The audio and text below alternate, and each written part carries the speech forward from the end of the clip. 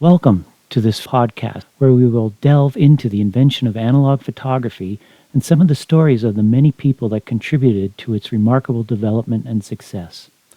So what do we hope to accomplish by the end of this series? Clearly, how photography got started and evolved is important. There were many different components of photography and different disciplines of science and the arts that were involved, so we will look at how these different pieces fit together.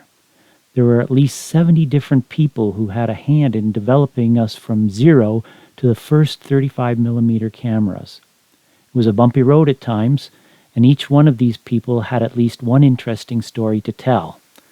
While we tend to focus on, pun intended, what's going on in our own little bubble, we will also step back and look at what else is happening globally in the different decades as photography was advancing, as well as what was happening in both Canada and locally in the town of Milton, Ontario. Zayed Abdel Noor is a Lebanese-American Wall Street financier and philanthropist, among other things. I came across this quote from him about photography and life. He said, "Life is like photography. You need the negatives to develop." This is so very true. There were lots of negative moments in the development of photography. So with that in mind, let's get started. The word photography is derived from the Greek language, photos, meaning light, and graphos, meaning to draw. While artists used all kinds of different media to create with, photographers literally used light in order to record images of things around them. Here we have 6 fun facts about photographic images. It is estimated that there are 14.3 trillion images now in existence. 5.3 billion photos are created each day, and about 61,400 images being made each second. The average person makes 20 photos a day, and there are 14 billion images being shared daily. So why are these numbers so staggering? When people are surveyed as to what their most valuable inanimate objects are, their family photographs take the number 1 spot. If we look at the world's population, in 2024, it reached 8.09 billion people. There are 6.84 billion smartphones with cameras around the world, and 94% of images being produced today are made using cell phones. Just before the surge in digital technology, the year 2000 saw 1 billion rolls of analog film being made. By 2010, analog film manufacturing had dropped to 10% of the amount made 10 years previously. Unless someone here is immortal, it's unlikely that any of us have any knowledge about what it was like to live in the 1820s. So I'm going to put a few things into perspective in the next few slides. The way to get around was by horse and buggy on land or by actual sailing ships over water. There were no planes, passenger trains, or automobiles. People got their news through newspapers, if they were fortunate enough to be able to read. Letters took weeks or months to arrive in the post. There was no telegraph, radio, television, or internet back then. While unions did exist, child labor was common, and people worked long hours under dangerous conditions for little pay. A cholera pandemic that started in India was raging globally at the time when urban environments were unhealthy and sewers and sewage treatment did not exist. In 1820, the global population reached 1 billion people. If we look at the curve here, you can see that things were starting to take off in an even bigger way in the 1800s when it came to population growth.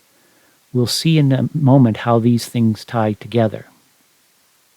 With regards to the number of photos being made per year, even though in 1850 millions of images were being made annually, with the advent of digital photography in 2000, there has been an exponential growth in the number of images being made. Interestingly, in 2020, with lockdowns during the pandemic, there was a noticeable dip in the number of images that were being made. That has since rebounded. If you're wondering why some in the older generations seem to get overwhelmed by things, this chart may help to explain things. Until 1700, it took 1800 years for the total sum of human knowledge to double. There were rapid advances starting to happen, And in the time frame when breakthroughs in photography were being made, the time it took for knowledge to double was about every 200 years.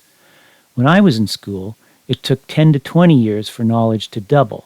Today, knowledge is doubling every year, which is why it is so difficult to keep up with things.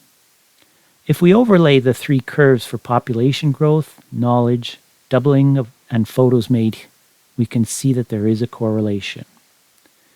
If this were a sporting event, we just got the warm-up completed, so let's get on with it.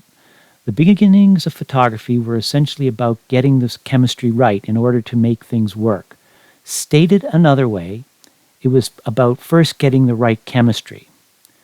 There were at least 22 different photographic processes invented over the course of 90 years, and they are listed here on this chart, along with how long they lasted before being taken over by something else. Some of these are where images are actually recorded, and others are where images are printed or reproduced. It is important to say that while each of these processes had their heyday, many of these are still utilized somewhere in the world today as niche or novel photographic methods. It is said that success has many fathers, but failure is an orphan. While it is politically incorrect today, essentially it was men that performed the groundwork and grunt work in order to get photography established. I'm not trying to make excuses here. Rather, I'm just reporting what was going on back in the day.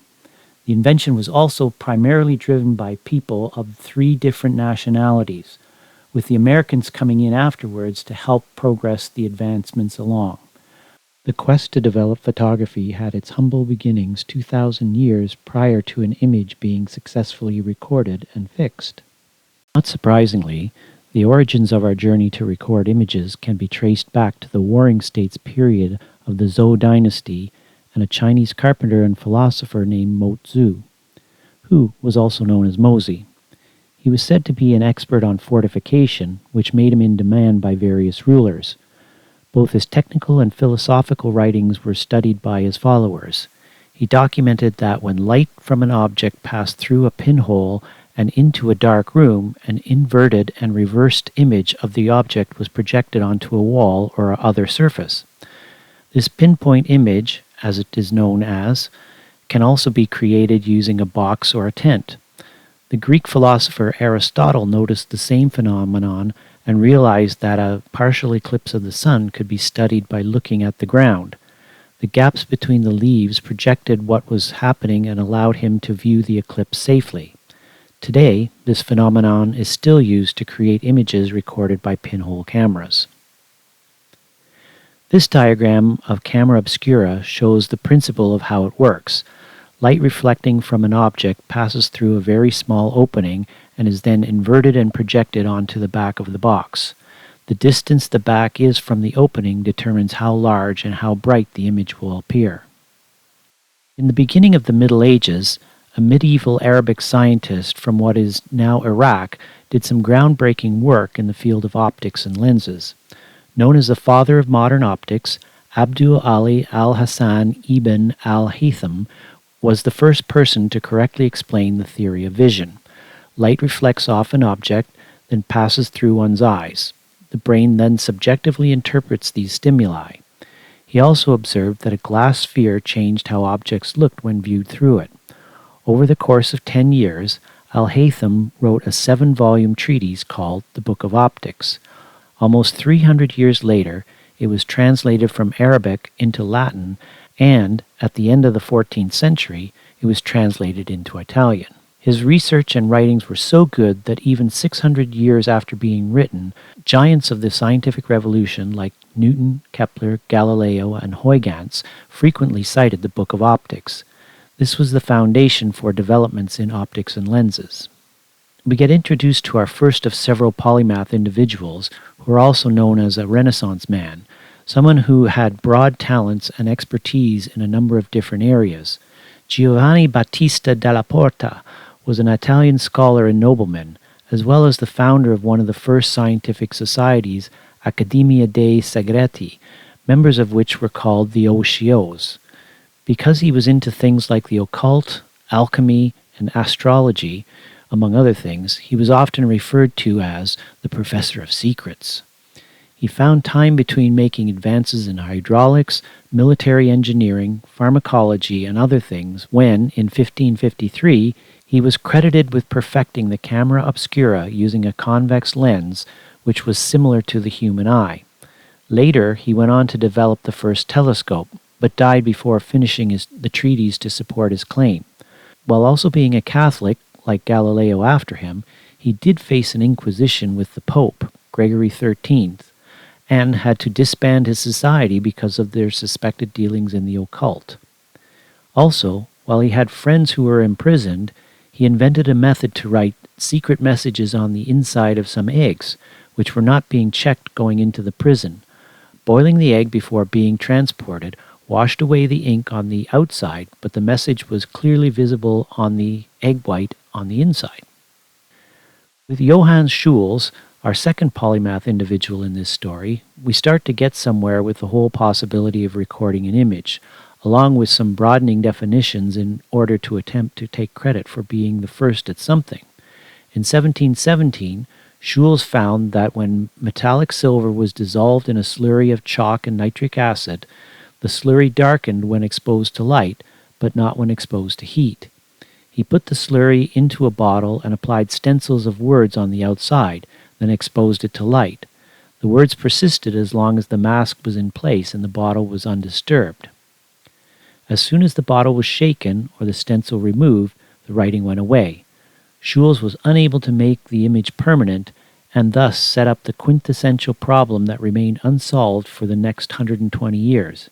Because of this discovery, though, some German sources credit Schulz as being the inventor of photography. Of course they do. Schulz did unlock the key of using silver compounds, specifically silver nitrate, to record an image, and he teed up the challenge for others to take up the mantle. But what else was happening around the globe in the meantime? I've highlighted three things in particular that will have an effect on things as we get into the 1820s, which we discussed at the onset of this presentation. In 1800, Volta invented the first battery, and 5 years later, Volta's friend invented electroplating. Of course, Napoleon had the French at war with much of Europe and Russia. Put a pin in these things for the moment. These five people, who we will talk about next, continued to contribute to nudge us towards the end goal.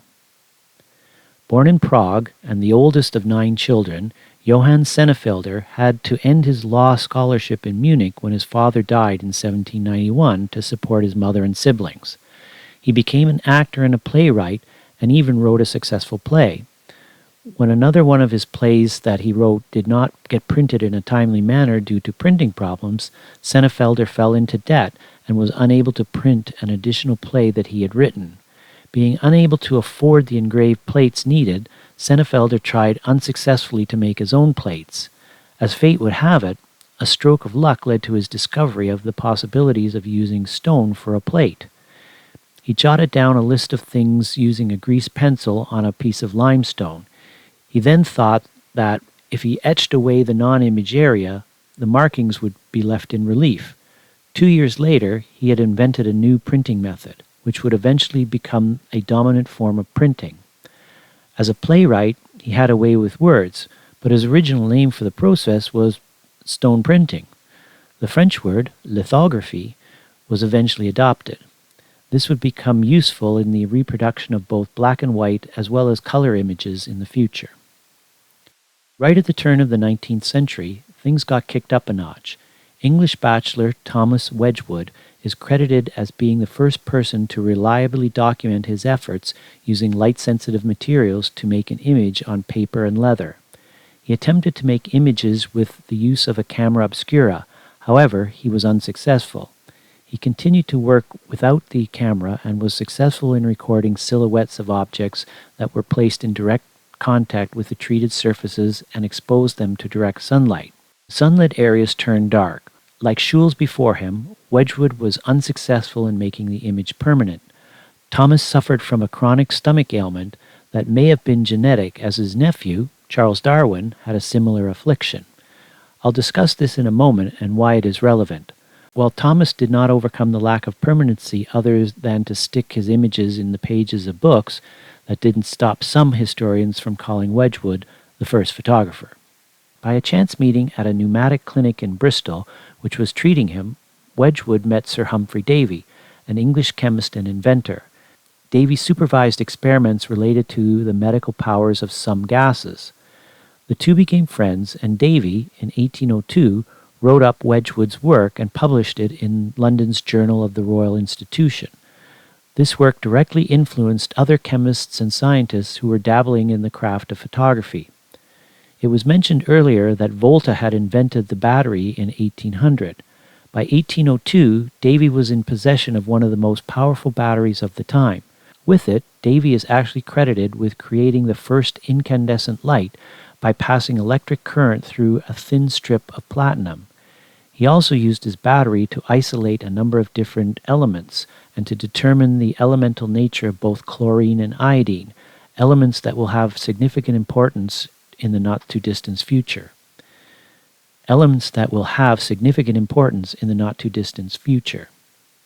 Davy was not the only one who was making use of Alessandro Volta's invention.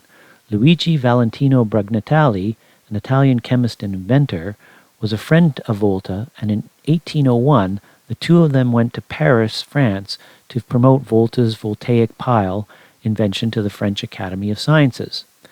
There was a competing theory concerning animal electricity, and many scientists in the Academy were skeptical and doubted Volta's explanation that electricity could be generated chemically rather than through biological organisms. Brugnatelli became collateral damage in this dispute as he was a friend of Volta. They went back to Italy, and Luigi began his own experiments with the voltaic pile. In 1802, he successfully electroplated some carbon electrodes with gold. He spent the next 3 years refining his process and then went back to the French Academy of Sciences to present his work. Remember, at the time, Brugnatelli was an Italian chemist who was also working under Napoleonic rule. The Academy prioritized French discovery over others. This, along with Brugnatelli being Volta's friend, the Academy did not support Luigi's work and thus did not recognize it, effectively burying it for the next 30 years. Mamma mia! Bernard Courtois was a French chemist who was a contemporary of Sir Humphrey Davy. The two of them were working on similar things. As mentioned, there was a significant conflict going on in Europe, namely the Napoleonic Wars. As a result of this, potassium nitrate, known as saltpeter, derived from wood ash and used in the manufacturing of gunpowder, was in short supply. Seaweed was looked to as an alternative source of potassium nitrate because of its relative abundance. In 1811, Courtois was isolating sodium and potassium from seaweed ash, and he added some sulfuric acid. He had some corrosion of his copper vessels and was investigating when he noticed an unusual purple vapor being emitted. They condensed as crystals. Unfortunately, he did not take out what was known as a certificate of invention on his discovery, which would have netted him a small fortune instead of dying in 1838 nearly penniless. 11 years later, in 1822, he began manufacturing high-quality iodine and its salts. Now, despite the conflict between England and France, Davy did credit Courtois with the discovery of iodine, even though the two of them were working with the element at about the same time. While during the 1820s and 1830s, there was not much going on elsewhere in the world that directly impacted what was going on in France and England regarding this run-up time to the invention of photography in the late 1880s. It's interesting to note that we have had electric motors for over 200 years, and refrigeration was invented 190 years ago. From 1815 to 1833, things really started to progress quickly towards the invention of photography. Much has been written about Napoleon, so I'm only going to highlight a few things here. France had been at war with Britain and others in Europe and Russia for 23 years. England, being a military rival to France for centuries, was not in a place where Napoleon could just invade and conquer, so instead, in 1806, he tried to close the European markets to British goods and trade in an attempt to cause a revolt from inside Britain by those who would become unemployed. Things came to a head in what's now Belgium at Waterloo on June 18, 1815. In 9 hours, there were a combined 46,000 casualties, and Napoleon was on the run. Knowing that the Prussians had a capture dead or alive order in place, he attempted to escape to the United States, but was captured through an English blockade and surrendered on July 15, 1815. The defeat at Waterloo was a humiliating blow to French pride, and the long and bloody conflict created much animosity between the English and the French. Born in France, the father of Nicephore Niepce was a wealthy lawyer. Niepce studied science and the experimental method in college and fairly quickly became a professor at the college. He also spent some time in Napoleon's army, but resigned due to ill health. The relatively new method of lithography interested him, but his lack of drawing skills led him to do some work with a camera obscura. We will see how this lack of artistic ability becomes a reoccurring theme as we go along. As early as 1816, Niepce had some success with making an image on paper coated with silver chloride, but had the same problem as everyone else and couldn't stop the process. This led him to experiment with other chemicals. In 1822, he became the first person to make a permanent image. He dissolved bitumen from asphalt in lavender oil, then thinly spread it over a solid surface, put a stencil over top, and exposed it to sunlight. The more sunlight the asphalt received, the greater it oxidized and turned white. Solvent could then wash away the parts of the image that were less cured. The plate could then be etched with acid to make a plate like Senefelder had done 26 years before. Unfortunately, many of these original images were destroyed when trying to make a print. He was definitely onto something, though, as his method was much faster than hand carving an image onto a plate. He continued refining what he called his heliographic process, which means sun drawings. He then started working again with the camera obscura, and in 1826, a 10-hour exposure using a crude camera resulted in the first photograph. It lacked detail and sharpness. This image is now preserved in the University of Texas in Austin. Here is a photograph of the actual point de vue de gras image, the oldest surviving photograph in existence, which is residing in Harry Ransom Center at the University of Texas in Austin. Beside it is a rendering of what the scene looks like, for sake of clarity. Niepce recognized his limitations and went looking for some help. Niepce met another Frenchman, Louis Daguerre, who had a reputation of being a camera obscura specialist, among other things. Continuing work with bitumen didn't yield any significant improvements, so they switched to rosin, which is a natural resin found in lavender oil and pine tar. Molten rosin is dissolved in alcohol and then thinly spread over a silver or glass substrate and allowed to dry. Tiny resin particles on the surface are then exposed to sunlight, either in camera or using a stencil. The exposed areas oxidize and become insoluble. The image is inverted over a tray and exposed to kerosene vapors for 5 to 10 minutes. The unexposed areas of the image are dissolved. The length of the exposure to the vapors is crucial, and the solvent in the tray must never touch the plate or the image is completely dissolved. The images made were called physotypes. For the image that is displayed on this slide here, the original glass plate that was made in 1832 survived for 68 years, but was accidentally destroyed in 1900.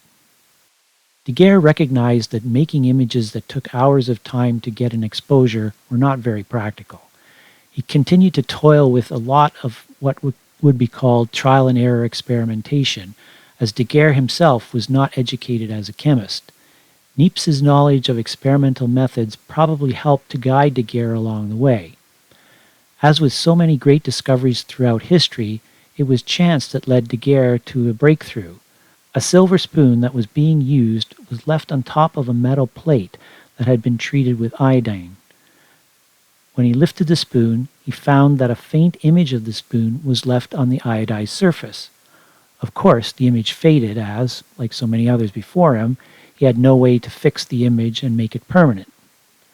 Louis started to work with silver plates and iodine and performed countless experiments in order to fix the images that he made. Possibly doubling back on his previous work with rosin, he found that petroleum oil could develop the image. He continued to push on and discovered that vapors from heated mercury caused invisible images to vividly appear. Voila! Daguerre wrote to Niepce of his discovery, but Nicephore did not believe what Louis told him.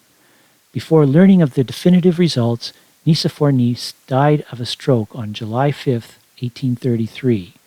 Being that he was essentially broke, his grave was paid for by the municipality. These are the steps involved in making a daguerreotype image. Pause this video if you would like to read them. If you would like to see how an actual image is made, please use the link bit.ly/capital P photo dash capital R retro dash number 2 for a film by Bradley Oshiro, who goes through the process so you can better visualize things. We now meet yet another polymath. William Henry Fox Talbot was a wealthy scholar, gentleman, and member of the English House of Lords. His photographic journey starts with, of all things, his honeymoon at Lake Como in Italy. Like any successful young man, at a beautiful exotic location, alone with his lovely wife, his thoughts naturally turn to sketching landscapes? Seriously? The only problem was that, well, how do I put it? He finds out that, like many others, he had no drawing skills whatsoever. Reading between the lines here, this probably was a bit of a blow to his polymath ego. Not wanting to admit defeat, he starts experimenting with chemical ways to try to make an image when he gets back to England. In one trial, he coats some paper with aqueous sodium chloride, which is just table salt, and then with aqueous silver nitrate. He then placed a fern over top and placed it in sunlight. Silver chloride was now a reactive agent. As we would now expect, the areas not covered by the fern darkened. He then immersed the image in a strong saltwater solution, and the areas not exposed to sunlight became less sensitive, but like so many others, he did not completely quench the sensitivity of the image area to light. Now this is where having friends comes in handy. Sir John Herschel and Fox Talbot were part of a closely knit network of British scientists, and both had mutual interests in optics and chemistry. Herschel looks into the problem and discovers the game changer, the holy grail, that others had been searching for decades. An antidote for cyanide poisoning, sodium thiosulfate, dissolved the silver salts on the film that remained unchanged after exposure to light. Upon further experimentation by Fox Talbot, silver iodide was used instead of silver chloride, while something found in what the British love, tea, namely gallic acid, coupled with silver nitrate, was used as a developing agent. This reduced the required exposure time in camera to only a minute or two for subjects illuminated in bright sunlight. The calotype photographic negative process was born, but not until 1841. In these next 4 years, the thing that people have been waiting 132 years to occur was about to happen. As you recall, poor Nicephore Niepce, literally, passed away in 1833. Louis Daguerre continued to work away and was perfecting his process. Now, the partnership contract that Niepce and Daguerre signed stipulated that if one of them died, they would be replaced in the company for the next 10 years by their natural heir. This is how Niepce's son, Isidore, came onto the scene. However, Isidore wasn't Nicephore. He couldn't reproduce his father's processes. Louis gets around to introducing himself to Isidore in 1835. Isidore cedes the naming rights to the process to Daguerre. In 1837, the two partnered to form a company, and of all the dates on the calendar that they could have chosen, they opened their company on the Ides of March. Talk about an omen. No one was interested in investing in their company. If people only knew back then what we know now. Where is Doc Emmett Brown and his 1982 DeLorean DMC-12, by the way? In 1838, high atop a building at 4 Rue Sanson, Daguerre, with his camera and plate, made a 5-minute exposure overlooking where it intersected with the Rue de Marais, and which from the rear looked out roughly southwards over the rooftops towards Boulevard du Temple. Interestingly enough, the Boulevard du Temple was also nicknamed Boulevard du Crime, but not for the reason that you may have first popped into your head. There were many theaters along this street, and many crime melodramas were shown somewhere every evening. The exposure on a 13 by 16 centimeter silver-clad plate was 5 minutes long. With the exception of a person getting their shoes shined, there were no other horses or humans in the image. They moved in and out of the frame too quickly. Today, one can do the same thing by placing a 15-stop neutral density filter over their camera lens and making a 5-minute image. This is also the first image of a person in a picture. Unlike Niepce's first image, Daguerre's image still resides in France at Bibliothèque Nationale de France, the National Library of France. Its aim is to preserve and promote knowledge and is a research library with focus on French literature and cultural heritage. French mathematician, physicist, astronomer, Freemason, and politician François Arago was a distinguished individual in both the scientific and political communities within France. He made several significant discoveries during his lifetime. His research into the wave-like nature of light led him in 1812 to invent a polarizing filter. He also made advances in optics and magnetism and co-discovered eddy currents. Daguerre was at a point where he was in need of advice to validate his work and how to present it to the public, especially since his business venture was essentially stalled. Daguerre, who was neither a scientist nor a chemist, approached Arago, who was the secretary of the French Academy of Sciences at the time. Upon seeing Daguerre's work, he instantly recognized the importance and significance of Louis's achievement. As a politician, Arago influenced the French government to purchase the process from Daguerre and Niepce. On January 7, 1839, Arago stood up in the French Academy of Sciences and presented Daguerre's process to them. On June 15, 1839, the French government introduced a bill to take possession of the invention because they feared that the invention could be lost if Daguerre were to die. A pension of 4,000 francs per year, the equivalent of about US $400,000 per year today, was awarded to both Niepce and Daguerre in exchange for the government taking control of the process. There was also a provision that their widows would receive 2,000 francs per year after each of the inventors had passed. On August 19, 1839, the Academy revealed the daguerreotype process to the public and made it available to the rest of the world, with the exception of Great Britain. Wow! Now I know what some of you may be thinking, especially since the French had been defeated at Waterloo 24 years earlier by the British. It turns out that this was not an act of spite. Daguerre asked his agent to apply for a British patent just days before France declared the invention free to the world. The UK was thereby uniquely denied France's free gift and became the only country where the payment of licensing fees was required. It was 7 a.m. on September 10, 1839. The fastest of the transatlantic steamers, named Great Western, had just docked in New York, carrying French and English newspapers that contained the official notice and instructions about daguerreotype photographs.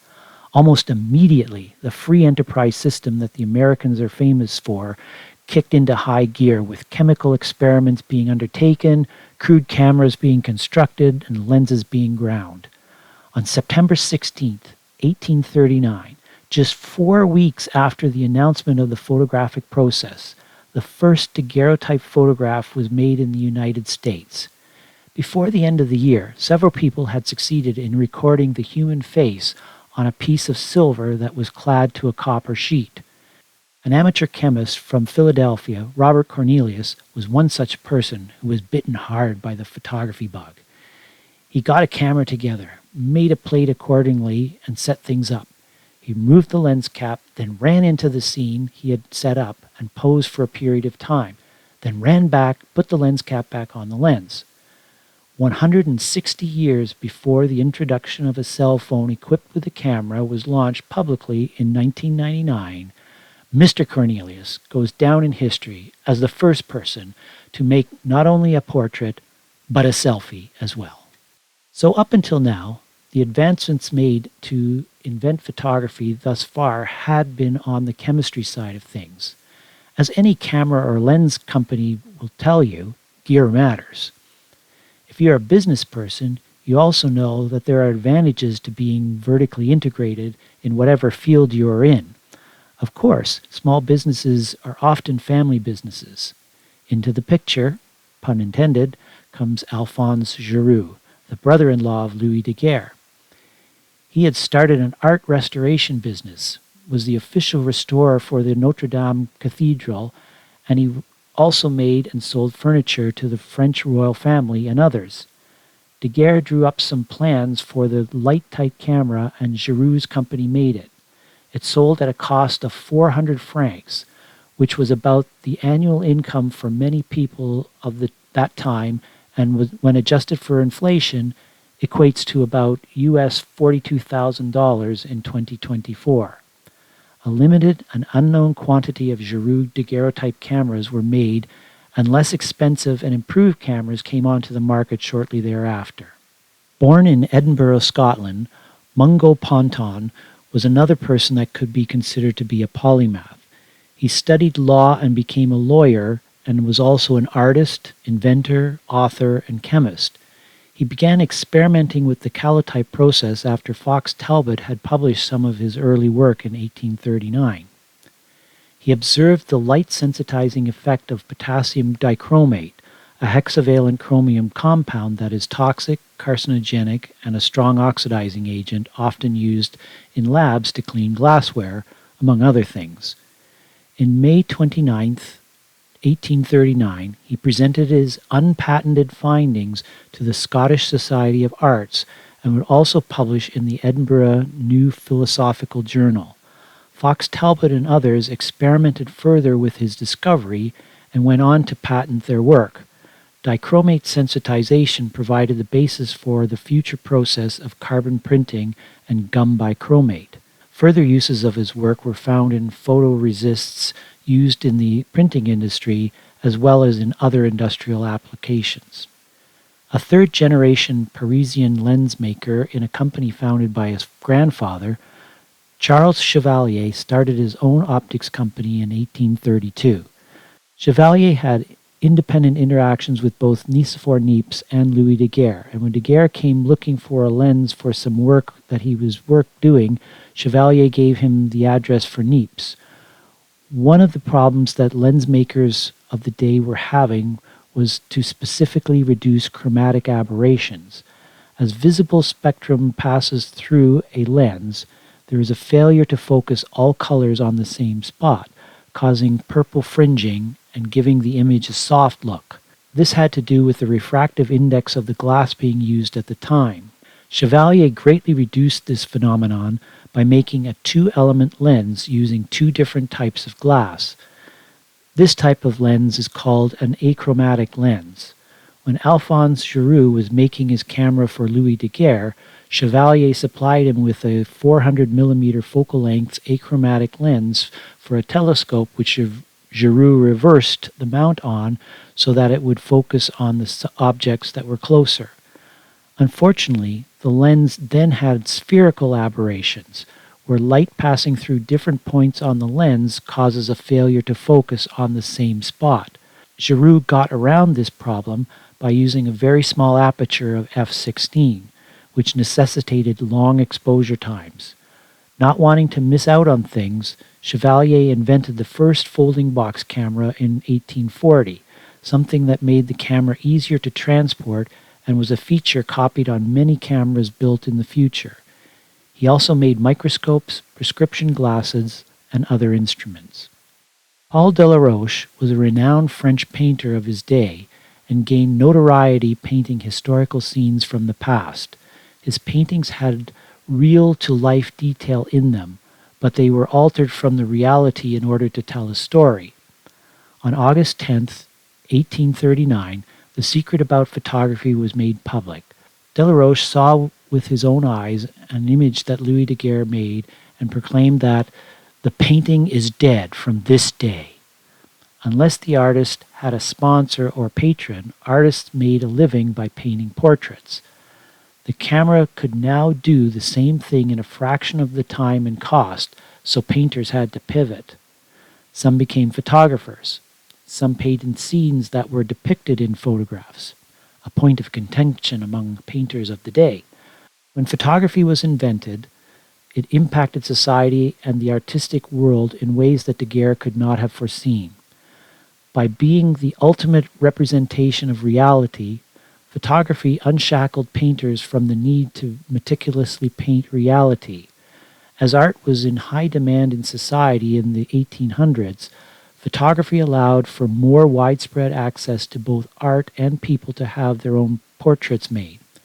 For decades, painters and photographers have been looking over each other's shoulders and trying to copy each other's styles. Realistic painters replaced their idealistic images like the ones Delaroche made and began painting real-life events. After that, photography shaped the movement of Impressionism and allowed painting to stray from realism. Impressionism bridged the previous movements and modernism. Many artists explored countless new ways to express themselves. Artists looked at the human experience and used different ways to perceive reality, which created revolutionary works of art. Photographers followed the trends and would try to recreate things like minimalism and use various camera techniques like intentional camera movement, multiple exposures, panning, to help fine art photography gain recognition as an art form as well. An English soldier, geologist, and inventor, Captain Levitt Landon Boscawen Ibbetson, became an early adopter of photography and macrophotography to make images of fossils and other small objects. He was attempting to photograph a coral at 12.5 times magnification, and even though the coral wasn't going anywhere, he realized that he needed more light.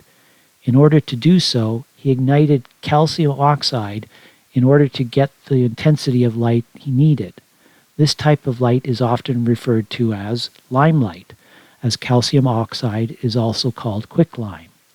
His illustration of a fossil, transverse section of a madrepore, in the Westminster Review of September 1840 is credited with being the first example of the use of limelight to shorten exposure times when making daguerreotypes.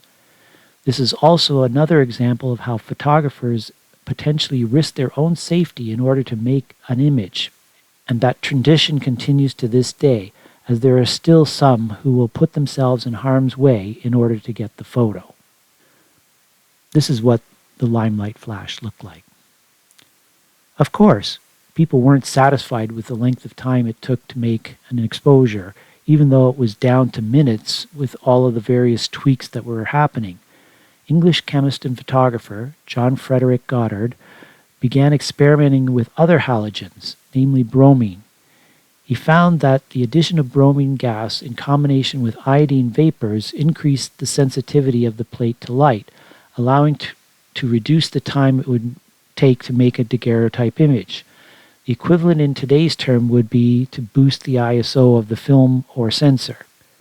I'm going to use this opportunity to talk more about Luigi Valentino Brugnatelli's electroplating invention.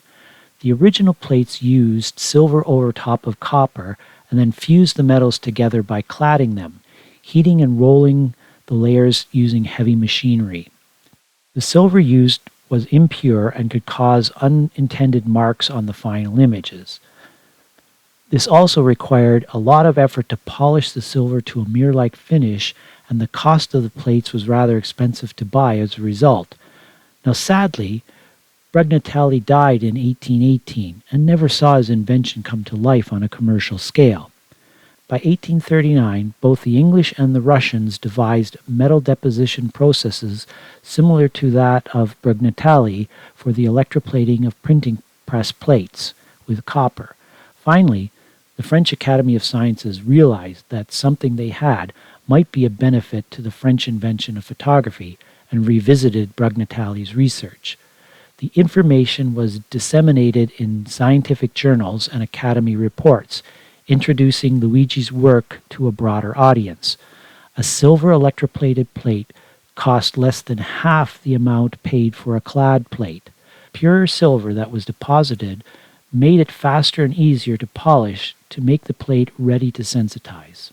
With the launch of photography well underway, more and more people started jumping on the bandwagon and start to make their own contributions to help advance this novel art form.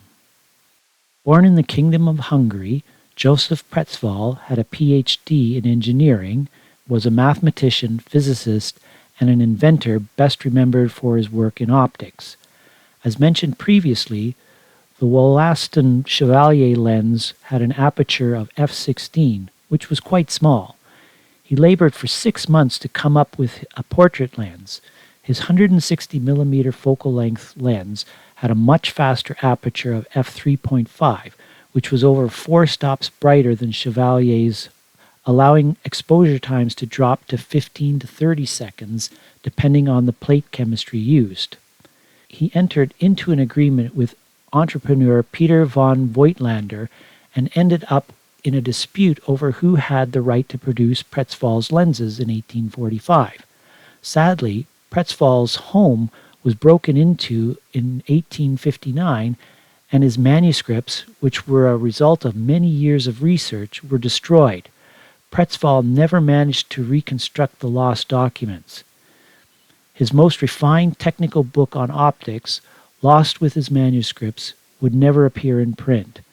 It should be noted that Pretzval portrait lens and opera glasses are still in use today, and Voigtlander is still developing and manufacturing camera lenses. One of the 72 people, all of whom are men, along with Louis Daguerre, whose name is engraved on the Eiffel Tower, Armand Fizeau is a famous French physicist. One of the most noteworthy accomplishments was to devise an experiment that he used to measure the speed of light. In terms of photography, he made an advancement to help improve the sensitivity of the silver plate. He was the one who used gold chloride to help make the latent image produced more visible. Using another chemical means, the exposure times were shortened, and like the addition of bromine, his efforts were the equivalent of boosting the ISO of analog film or a digital sensor. Originally born in France, artist and prolific photographer Antoine Claudet moved to London, England in 1829. Recognizing the potential of daguerreotype images, Claudet learned the photographic process from Louis Daguerre himself in 1839. Because he was living in England, Claudet purchased a license from Daguerre to make daguerreotype images in Britain. In 1841, Claudet established the first daguerreotype photography studio just behind St. Martin's-in-the-Fields Anglican Church near Trafalgar Square. He quickly became one of the best portrait photographers in England and received honors from both Queen Victoria and Napoleon III. Among the first associated with Claudet was being the first professional to use the stereoscopic daguerreotype, inventing the red darkroom safe light, utilizing hand-painted backdrops for backgrounds, and making multi-exposure photographs. In the lab, he was credited with discovering 8 compounds of chlorine, bromine, and iodine that helped to reduce exposure times by increasing the sensitivity of the silver plate to light. He found that the use of chloric acid could reduce exposure times to half a second. As one of the best portrait photographers in England, he was also one of the most prolific. He was estimated to make 1,800 photographs a year. Less than a month after his death in 1867, his most valuable photographs were lost in a fire. Also, his son, Francis George, became a noted amateur photographer in Canada. We have already talked about English polymath, astronomer, mathematician, chemist, and inventor Sir John Herschel and his groundbreaking contribution for discovering a fixer for silver nitrate. Having served as a three-time president of the Royal Astronomical Society, Herschel gave names to 7 moons of Saturn and 4 moons of Uranus. He also had a passion for studying botany, and this led him to invent the cyanotype photographic process, commonly called blueprint. Less expensive compounds of iron that were reactive primarily with UVA, 300 to 400 nanometer light, ferric ammonium citrate or ferric ammonium oxalate were used in combination with potassium ferrocyanide, and only water was needed to develop and fix the process. Herschel was also credited with being the first to use the terms negative and positive when describing a photographic process. Developments in silver plating in Birmingham, England in 1840 created superior materials for the use in making daguerreotype images. George Shaw, a scientist at the British Royal School of Medicine and Surgery, was an early adopter of photography and a pioneer in the use of electroplating in photography. Now it should be noted that George Shaw, who is not the playwright George Bernard Shaw, was also making daguerreotype images without a license to do so. This technically put him in violations of the laws and restrictions at the time. Shaw and his other scientists in the UK felt constrained by the licenses and wanted to explore and advance this medium. He recognized that silver plating offered a purer form of silver to work with. He also used bromine vapor instead of iodine to shorten exposure times. With these 2 modifications, he was able to demonstrate his speed at making daguerreotype images. 5 years after the launch of photography, some things were happening that would have a profound effect on the evolution of the medium. Having technically lost the photography race to the French, Fox Talbot continued to move forward with his calotype process. He may have lost the race, but processes that used negatives would eventually supplant the one-off positive daguerreotype images. In June 1844, Fox Talbot commercially published a book, The Pencil of Nature, which, for the first time, contained photographs rather than etchings or sketches. There were 24 photographic prints that were included in the book, and each of them were hand-pasted into the book. Each image in the book was chosen in order to demonstrate a wide variety of potential applications for photography. There was only one image with a person in it because of the long exposure times that were required. It was heralded as one of the greatest milestones in book publishing since the invention of the Gutenberg press 400 years earlier. A German-speaking Swiss chemist, Christian Schobin, accidentally discovers nitrocellulose, which is also known as gun cotton. You're going to love this story. After his wife expressly forbade him from experimenting in the kitchen, one day when she was away, he spilled a mixture of sulfuric and nitric acids. He used his wife's apron to wipe it up and then hung it up to dry, over the stove nonetheless. The cotton in the apron spontaneously ignited and burned so quickly that there was no smoke, and the apron disappeared as if by magic. As it turned out, this discovery was 4 times more powerful than gunpowder and did not produce smoke like gunpowder did. One of the side benefits of this invention was that the resulting nitrocellulose was a great continuous film former, so much so that it is still in use in printing and other surface coating industries today. The first attempts to manufacture this material was fraught with perils, and there was plenty of destruction and even deaths. In order for it to be made safe, it needs to be dampened by water and other organic solvents like ethanol, isopropanol, and ethyl acetate. A French polymath, Louis Menard, made contributions to the fields of chemistry, literature, philosophy, history, and art. He was also a reformist who, at one point in 1848, was sentenced to prison, but successfully escaped to London and remained there for 4 years. Prior to this, in 1846, Menard and his assistants, Flores de Mente, discovered that gun cotton could be dissolved in ether, specifically ethoxyethane. When ethanol was used as a diluent, the cellulose nitrate turned into a clear gelatinous liquid that would eventually discolor over time. This mixture is called collodion, and it had medical uses as a flexible surgical dressing. The non-flexible version was used in theater makeup. It would be a few years more before collodion was used for photographic purposes. A cousin of Nicephore Niepce, as well as a French army lieutenant, Abel Nice de Saint-Victor, began experimenting with albumin, or egg whites, on glass negatives. Albumin, water, and potassium iodide were frothed together, filtered, and then applied to glass. The excess was drained at the corner, and the plate was then placed on a level surface and allowed to dry. When dry, the plate was dipped in silver nitrate, acetic acid solution, and was then ready to be exposed while still moist. The plate was soaked in gallic acid, found in tea, for 20 minutes, and then the image was fixed with sodium thiosulfate.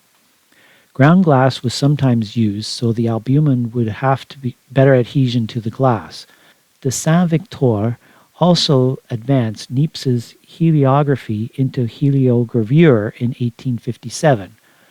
35 years before the actual discovery of radioactivity, de Saint-Victor used uranium salts to expose negatives in the dark. He noticed that, even in complete darkness, certain salts could expose photographic emotions. His findings were also confirmed by photographers in Germany, England, and France. Louis Blanchard Evrard started out as a cloth merchant in Lille, France. Considered to be a polymath, he had many interests and had studied chemistry, which would certainly be an asset to him. As an artist, he also painted miniatures on porcelain. After the introduction of photography, Blanchard Evrard developed an interest in the medium, but through a student of Fox Talbot, he learned about the calotype process. Through his business acumen, he recognized the potential for mass production and distribution of photographic prints. He became a rather skilled photographer, and he also developed some expertise in printing images, as well as he began printing photographs of other photographers. After experimenting with the printing process, he came up with a method of bathing the photographic paper in solutions of potassium iodide and silver nitrate, rather than brushing these chemicals onto the surface of the paper. He presented his research on stabilizing the photo prints by floating them to the French Academy of Sciences in January of 1847. In doing so, he became the first French citizen to publish about the positive-negative paper printing process. He is also credited with another innovation a few years later, which we will get to shortly. In the next decade, it is interesting to note that the recording of sound became a reality almost 30 years after the discovery of the photographic process. In the next few years, advancements that were being made were about to bring about not only the demise of the daguerreotype image, but that of the calotype as well. Ernst Langenheim was born in Germany and was educated as a lawyer before immigrating to San Antonio, Texas, at the age of 27. In 1834, I guess that battling in the court wasn't the same as on a battlefield, as Ernst joined Sam Houston's army, and at one point he became a prisoner of war. In 1842, he relocated to Philadelphia and was joined by his brother, Frederick. Their sister, Louisa's husband, was Johann Schneider, an instructor in Vienna, and one of the students was Peter Voigtlander, who made cameras for the daguerreotype process, which the Langenheim brothers had started to dabble in. Schneider came to the States to teach his brothers-in-law how to use Voigtlander's all-metal camera. Shortly thereafter, the Langenheims became an official U.S. agent for Voigtlander cameras equipped with Pretzval lenses. In 1843, they set up a studio, and in 1845, they made 8 sets of 5 image panoramas of the Niagara Falls. giving them global recognition. They saw the fading of the daguerreotypes, and in 1849, Ernst went to England and purchased rights to use Fox Talbot's calotype process. They played with the process and used glass and egg whites to make what they called halotypes. The brothers formed the American Stereoscopic Company, making stereoscopic magic lantern slides, and pioneered the photographing and selling of images of popular U.S. tourist attractions.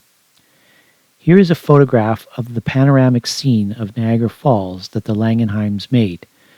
Today, with digital technology, or with specialized film cameras, we can record the entire scene without having any blanks in between. Now, Louis Desiré Blancard Everard wasn't finished yet with his contributions to the medium. He developed a printing process for negatives that probably made a lot of chicken farmers of the time very happy. Rather than using salted paper, which didn't have a smooth surface, he beat a mixture of egg whites with water and common table salt, filtered it into a tray, then a piece of paper was floated on the mixture for a minute, then dried. The sealed paper surface now has a smooth, glossy finish to it, and it is then floated on a solution of silver nitrate for 6 minutes, then dried in the dark. A negative and the treated paper were sandwiched in a frame and exposed to the sunlight to the desired level of contrast, then fixed in a bath of sodium thiosulfate and washed with water. A gold chloride, and later sodium selenite, a compound of selenium, could be used to complex with the silver to tone the image and improve the long-term stability of the image. Albumin prints went from a self-made to a commercial process fairly quickly, and because it was inexpensive and easy to do, it became the most popular printing method of negatives in the 1800s. An English goldsmith and silversmith apprentice, Frederick Archer, studied sculpturing. He found that photographing his works was a useful way to make images of his works. Frustrated with the long exposures, lack of detail, and contrast in the calotype process, Archer began experimenting with ways to improve the process. In 1848, he invented the collodion wet plate process, which utilized both glass plates as well as Menard and Daumonte's flexible collodion instead of albumen. The process was very fine-grained and colorless, and allowed for high-quality duplicates to be made. In March of 1851, without patenting the process and knowing full well that he was giving his discovery to the rest of the world, Archer published his work in a publication called The Chemist. This resulted in increasing the accessibility of photography for everyone. Archer passed away 6 years later, and having not benefited financially from his invention, he died an impoverished man. I will also note here that on July 10, 1851, Louis Daguerre passed away at the age of 63 due to heart failure. These are the steps involved in making a wet plate collodion image. Pause this video if you'd like to read them. If you would like to see how an actual image is made, please use the link bit.ly /P photo R retro number 8 for a film by Guardian Australia who goes through the process so you can better visualize things. James Cutting grew up in poverty on a farm in New Hampshire, but in 1842, at the age of 28, he patented a new type of beehive. Selling the patent was rather lucrative for him, and he moved to Boston. He did have a background in chemistry and glassware manufacturing. Like many people of the time, he developed an interest in photography when daguerreotype images were becoming popular in the United States.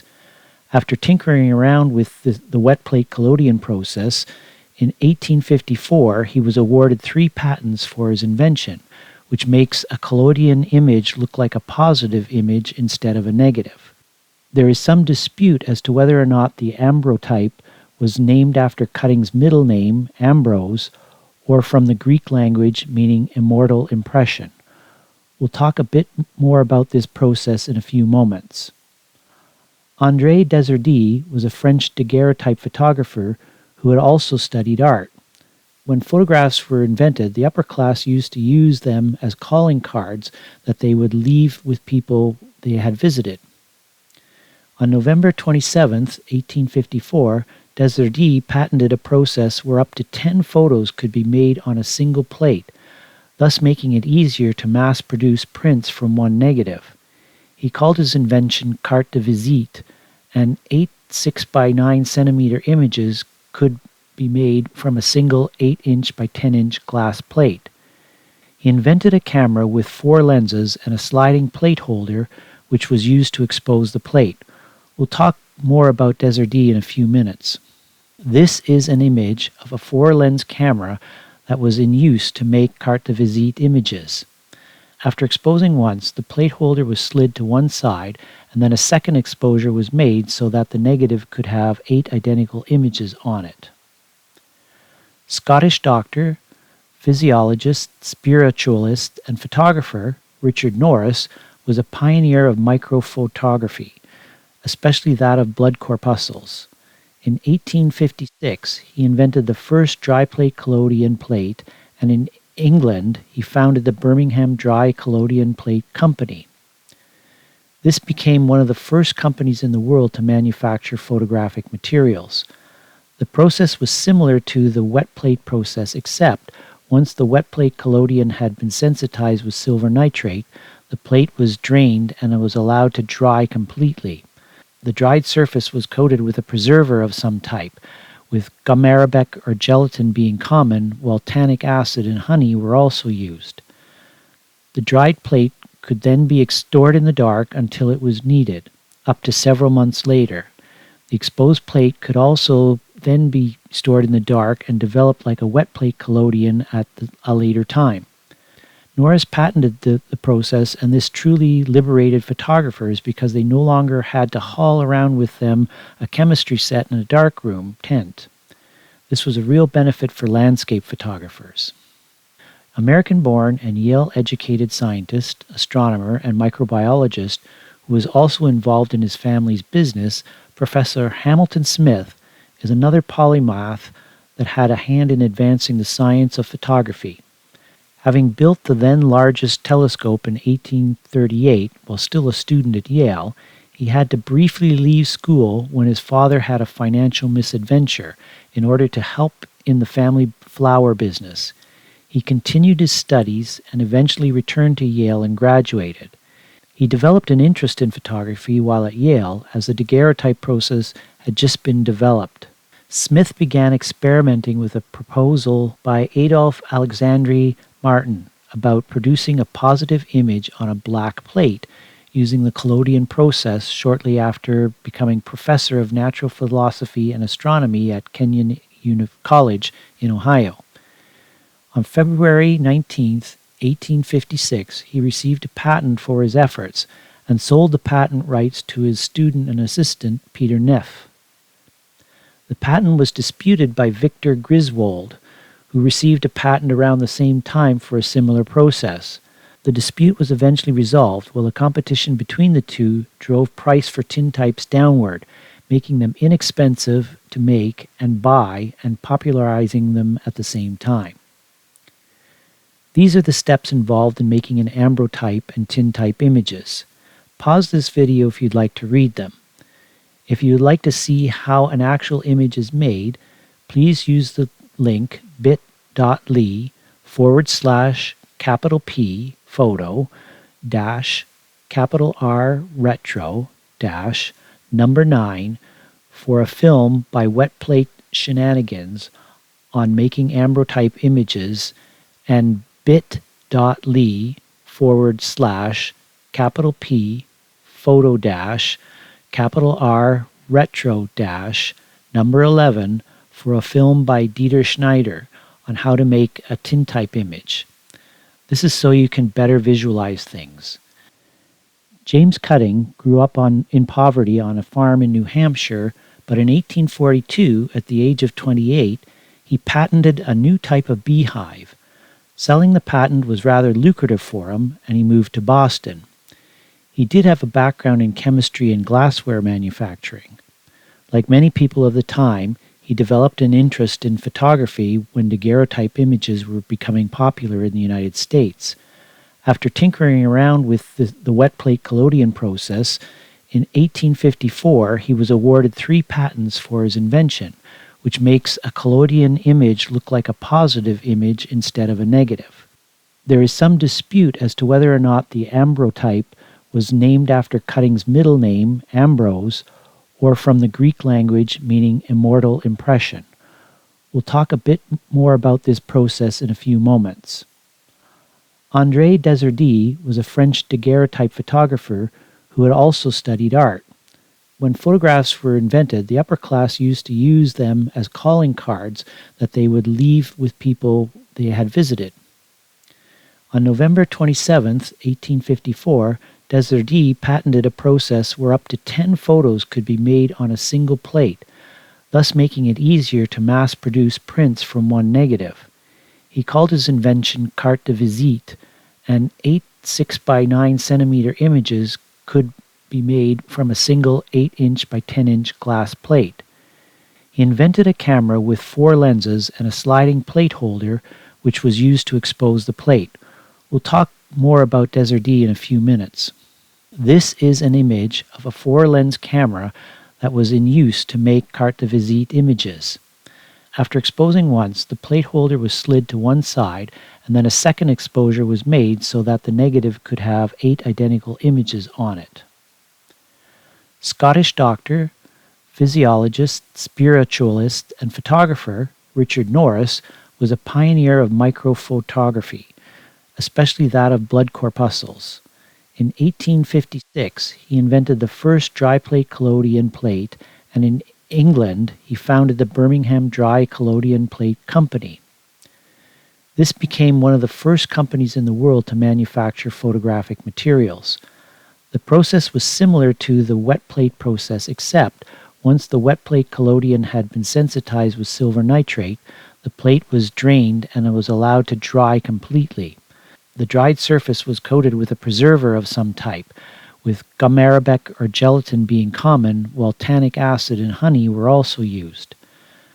The dried plate could then be stored in the dark until it was needed, up to several months later.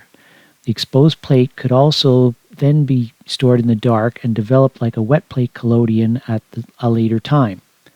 Norris patented the process, and this truly liberated photographers because they no longer had to haul around with them a chemistry set in a darkroom tent. This was a real benefit for landscape photographers.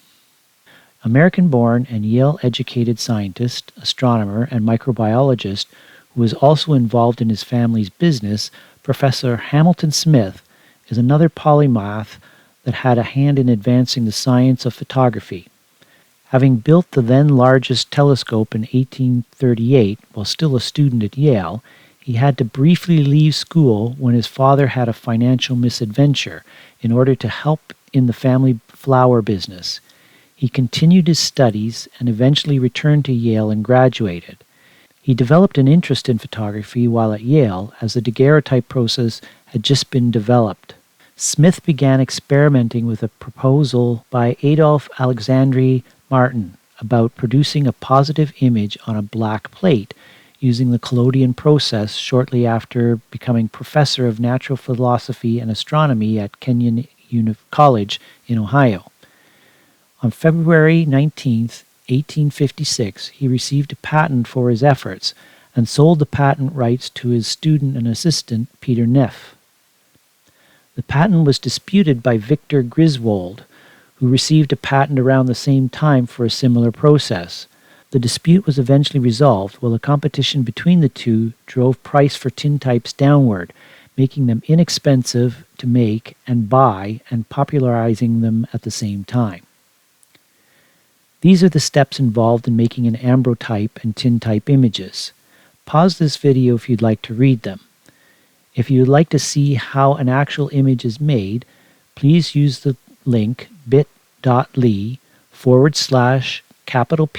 photo -R retro -9 for a film by Wet Plate Shenanigans on making ambrotype images, and bit bit.ly/capital P photo dash capital R retro dash number 11 for a film by Dieter Schneider on how to make a tintype image. This is so you can better visualize things. Between 1858 and 59, there were a few more noteworthy developments that happened just prior to the beginning of the American Civil War of 1861 to 65. A French newspaper caricaturist turned photographer, Gaspard Félix Tournichon, was simply known as Nadar, a nickname given to him by some friends. The best way to describe Nadar was to say that he was the Annie Leibovitz or Richard Avedon of his time, as he photographed a who's who of French society, be they politicians, artists, musicians, painters, or writers. In 1858, 45 years before the Wright brothers' first flight, Nadar went up in a hot air balloon with camera, darkroom, chemicals and all, and made the first aerial photograph. Gas escaping from the balloon created image problems, namely the swaying or vibrational movement of the balloon because of the relatively long exposures. Movement would cause blur in the image. He invented and draped a gas-proof cotton cover over his balloon baskets, and as a result, he was able to make some acceptable still images. Pioneering the use of artificial light, Nadar also is credited with being the first person to photograph underground in the catacombs of Paris. Born in Halifax, Yorkshire, England in 1806, John Waterhouse was a renowned astronomer and meteorologist who had an interest in photography. Lenses of the day pretty much had fixed apertures, or holes that allow light to pass through a lens and onto the film. Named after himself, a series of Waterhouse stops were small, removable metal plates with various sized holes in them that could be inserted into the slot of a lens barrel, allowing photographers for the first time to choose different apertures. The Waterhouse stop became a practical way to adjust how much light could pass through the lens, and it was quickly adopted. This both improved how photography was practiced and advanced lens development. These stops would also be used in darkroom enlargers. We mentioned André a little while back. In 1859, he went public with his carte de visite, and to say it was an overnight success would be understating what happened. People took to this immediately, and the novelty of it spread like a wildfire. Desjardins would routinely take in 3,000 to 4,000 francs a day making portraits of people, which translates into between 20 and 28,000 US dollars per day. For a 5-day work week, that works out to be US $7.3 million per year. Coupled with the fact that Desjardins was a brilliant showman, he quickly made his process famous throughout the world. Flooding the market with inexpensive prints quickly brought about the demise of the daguerreotype. Photographers once again had to pivot in order to survive. Among Desjardins' other accomplishments of note, he invented the twin-lens reflex camera, a device that became very popular in the mid-1900s. If Sigmund Freud was born 35 years earlier, I have no doubt that he would have found French poet, writer, translator, and art critic Charles Baudelaire to be an interesting client. When he was 6 years old, his father, who was 34 years older than his mother, passed away. The following year, his mother remarried, and this apparently traumatized Charles, as he was no longer the center of attention in his mother's life. As a poet and writer, he was considered to be the first modernist. On the screen here is something Baudelaire wrote as an art critic in 1859. As the photographic industry became a refuge of all failed painters with too little talent or too lazy to complete their studies, this universal craze not only assumed the air of blind and imbecile infatuation, but took on the aspect of revenge. Can it legitimately be supposed that a people whose eyes get used to accepting the results of a material science as products of the beautiful will not, within a given time have singularly diminished its capacity for judging and feeling those things that are most ethereal and immaterial? Ouch! Tell us how you really felt, Charles. English photographer, inventor, author, and editor Thomas Sutton was a business partner of Louis Daguerre Blanchard Everard. He was the editor of journal publication that he and Blanchard Everard established called Photographic Notes. He also authored a number of photography books, including the Dictionary of Photography in 1858. A year later, he developed the first panoramic camera that used a wide-angle lens. The camera projected onto a 120-degree curved plate and used a lens that was a glass sphere filled with water. He continued to tinker with camera designs, and in 1861, Sutton invented and patented the first single-lens reflex camera. The camera used a mirror and prism to allow the photographer to see the scene that they were looking at in a way that it would be recorded on the plate before making the image. The mirror flips out of the way just before the shutter opens. Other cameras of the day projected an upside-down and backwards image onto a ground glass screen.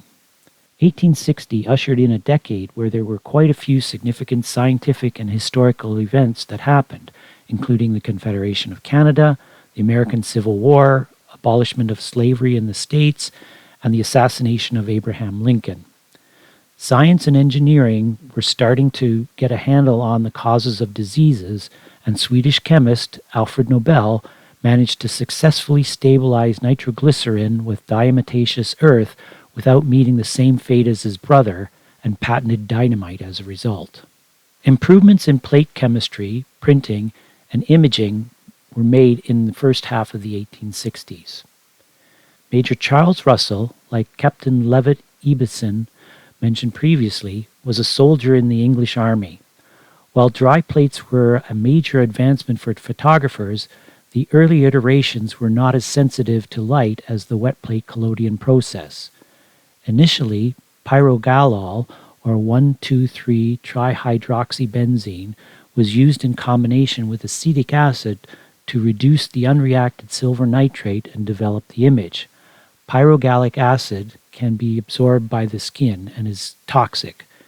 He improved the sensitivity by using a bromine iodine collodion and used as a developer pyroammonia, which is a pyrogalol in ammonia, a strong alkali chemical used instead of acetic acid. This is the first time that a non-acid was used to help develop an image. After the plate was dried, it was coated with tannic solution to help preserve and prolong the plate. His innovation made the dry plate as sensitive as the wet plate.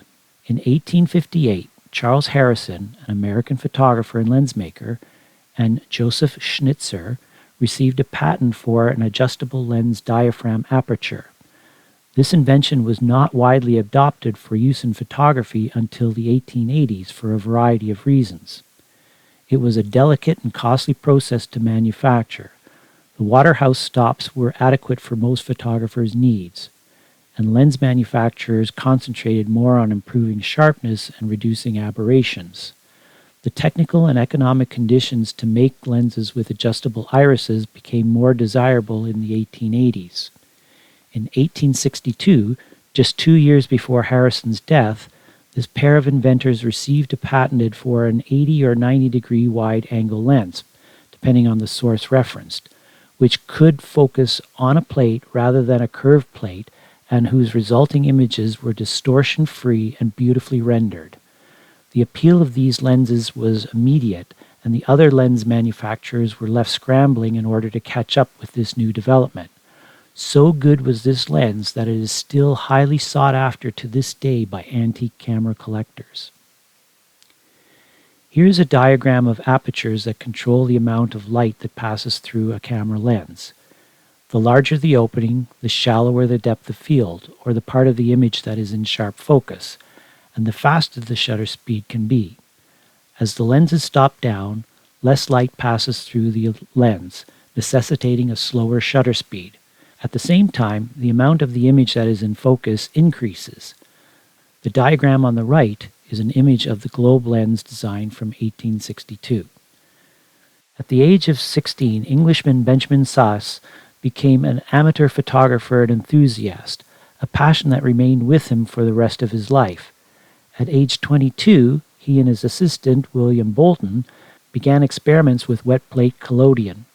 Up until this point, the sensitization of collodion was a two-part process, with the collodion being immersed in a silver nitrate bath.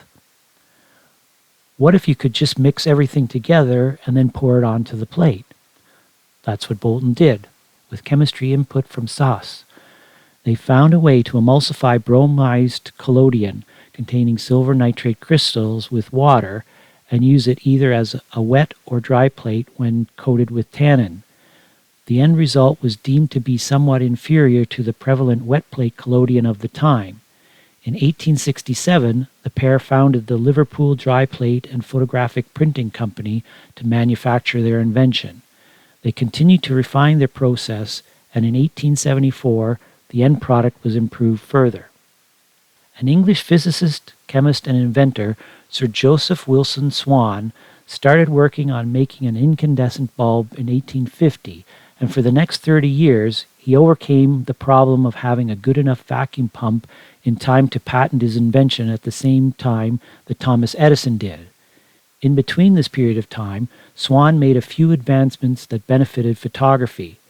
In 1864, Swan received a patent for the carbon transfer process of making a permanent print. Gelatin mixed with carbon black pigment was applied over a thin piece of paper and allowed to dry. The sheet is then soaked with a potassium dichromate solution and dried again. A negative is placed in close contact with the sheet and exposed to ultraviolet light, which hardens the part of the gelatin when UV light passes through in proportion to the amount of light received. The unhardened gelatin is dissolved in warm water and the pigmented image is transferred to a substrate to make the print. While carbon black was the first pigment used, other pigments would eventually be utilized also. Later in 1871, Swan was credited with using sheets of nitrocellulose instead of glass as a substrate for photographic plates. Celluloid, as it would come to be known, played an important role in future photographic advancements. Scotsman John Taylor started studying optics and chemistry in 1845, and would also apprentice as a watchmaker, jeweler, and optician. He also was a writer, journalist, and editor for the Photographic Times starting in 1864. While at school, he became fascinated, even somewhat obsessed, with daguerreotype photography. His informal gatherings with like-minded friends grew in 1861 into the Edinburgh Photographic Society, an organization that still exists to this day. He began working with ways to use artificially created light to make images with. In 1865, he made a fast-igniting powder from magnesium, potassium chlorate, sulfur, and antimony sulfide. The complaint at the time was that it was rather expensive, created a lot of smoke, and smelled bad. Given the ingredients and that it contained sulfur, I imagine that the complaints were justified. Not much happened for the next 15 years, but when magnesium became cheaper in the 1880s, others began to experiment with making flash powders. In 1887, Meath and Gadika used magnesium powder in combination with potassium chlorite only to make blitzlicht or flashlight. This may be the kind of image that you recognize when Hollywood tries to recreate a scene involving a large format camera that uses ignited chemicals to create a burst of light. In this episode, a Russian puts forth a chemical roadmap that was a game changer. 1870 marks the year that the technical revolution, or the Second Industrial Revolution, began. During the 1870s, England and Scotland played to a 0-0 draw in the first ever international soccer match. They have since played each other at least 116 times. Polyvinyl chloride, or PVC, was invented and is still in use today. Sir Alexander Graham Bell invented the telephone, and the electric incandescent bulb was patented by both Edison and Swan. The next few years see some interesting advances. American William Lincoln while an 18-year-old sophomore at Brown University in Rhode Island makes some attempts to view a series of images in rapid succession in order to create the illusion of motion. In 1865, he patented a carousel-like device with slits in it called the zoetrope. Image strips are placed on the inside of the carousel, and as it spins, the images appear to move. The viewer looks through the slits, and this helps to prevent image blur as the zoetrope spins. This is an important step towards the development of motion pictures. This is what a zoetrope looks like. The cylinder spins, and the viewer looks through the slats to see the object portrayed moving. With all the chemistry that has been happening up until this point, we finally get to a watershed moment in chemistry itself with the Siberian chemist Dmitry Mendeleev. He was the youngest of 17 children. However, 3 of his siblings passed away soon after birth. In 1863, there were a total of 56 known elements, with new elements being discovered about 1 a year after that. Compare that to the 118 natural and synthetic elements that we have today. In 1867, he began to teach chemistry, and he wrote a book called Principles of Chemistry. While writing this book, he began to classify elements by their properties, and he noticed some definite patterns. This led him to create the first periodic table of elements. One of the ingenious things about this draft was that it left gaps in the table and predicted the existence of unknown elements. These elements would eventually be discovered, named, and placed in the table. Before this time, chemists were essentially in an uncharted territory without a map. Mendeleev's discovery reduced the use of the predominant trial and error approach of the day. Here we have a comparison of the original periodic table that Mendeleev made and the modern periodic table of today. Finally, there is a doctor in this madhouse of chemical soups. English physician and photographer, Dr. Richard Maddox, no relation to Bruce Maddox of Star Trek The Next Generation, or is he? Practices a field of photography that involves a microscope as a lens. He was using wet plate collodion plates and noticed that his health was being affected by the solvents used. From this, he began to look at alternative processes, including vegetable-based alternatives to albumin. He is credited with creating the first water-based gelatin dry plate, a discovery that would have a profound effect on what images would be composed of in the near future. As a bonus, he did not patent his discovery and freely made it available to the rest of the world. Son of the person who invented aniline printing, which is now known as flexography, William Willis Jr. was an English engineer and inventor. In an effort to elevate the status of photography to that of fine art, he began looking at different ways to make prints from negatives. Part of the groundwork for William's work was laid back in 1830 by German Ferdinand Galling, when he discovered that platinum had some sensitivity towards sunlight. In 1873, Willis Jr. made his first platinum print and then patented his imperfect process, which garnered little interest.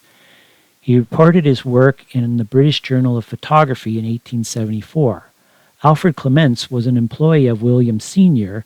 and was sent to the United States in 1864 to help set up and operate the aniline process for a company that bought the licensing rights.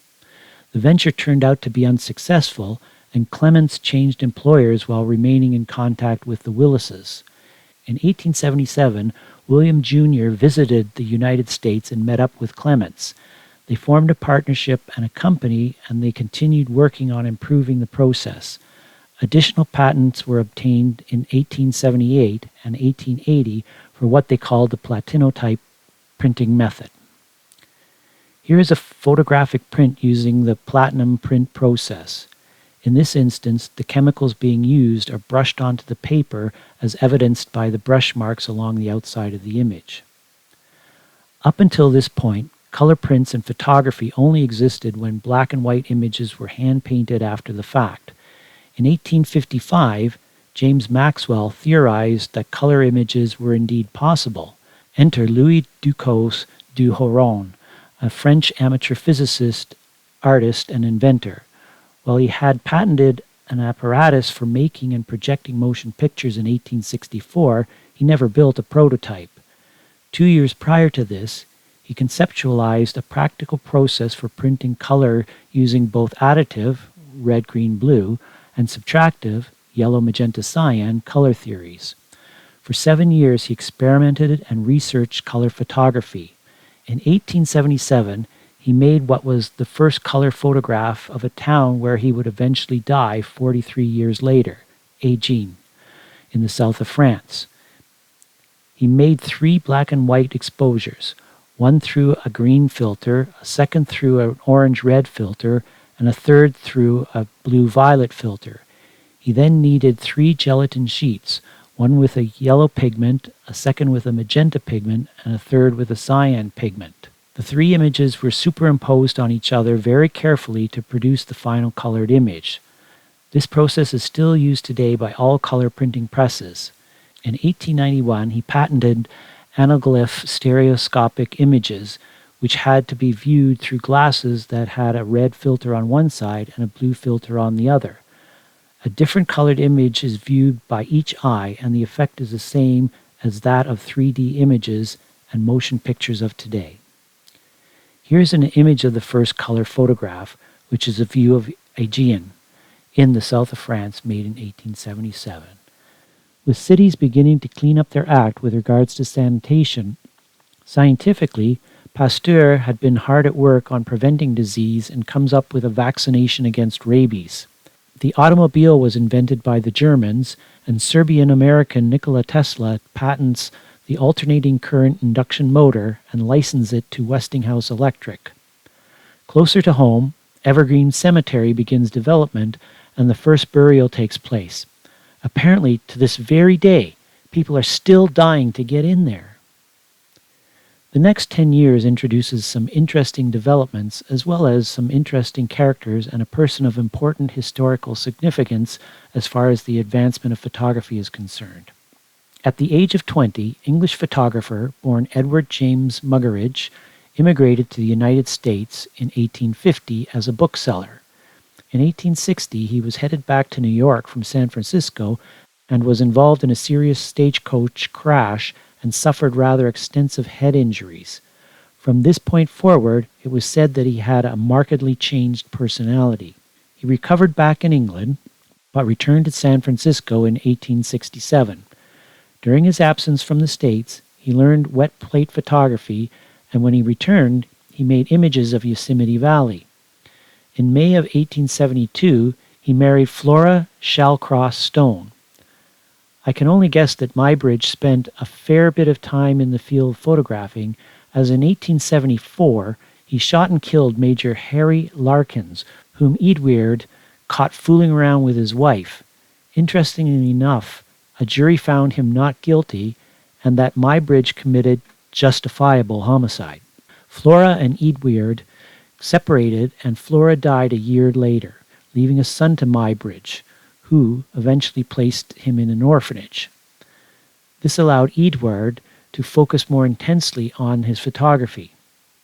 In 1872, one Leyland Stanford, a rich railway tycoon, racehorse owner, and the person whom a California university is named, hired Muybridge to help settle a wager he made with his colleague as to whether or not all 4 of a horse's hooves are off the ground at some point during a gallop.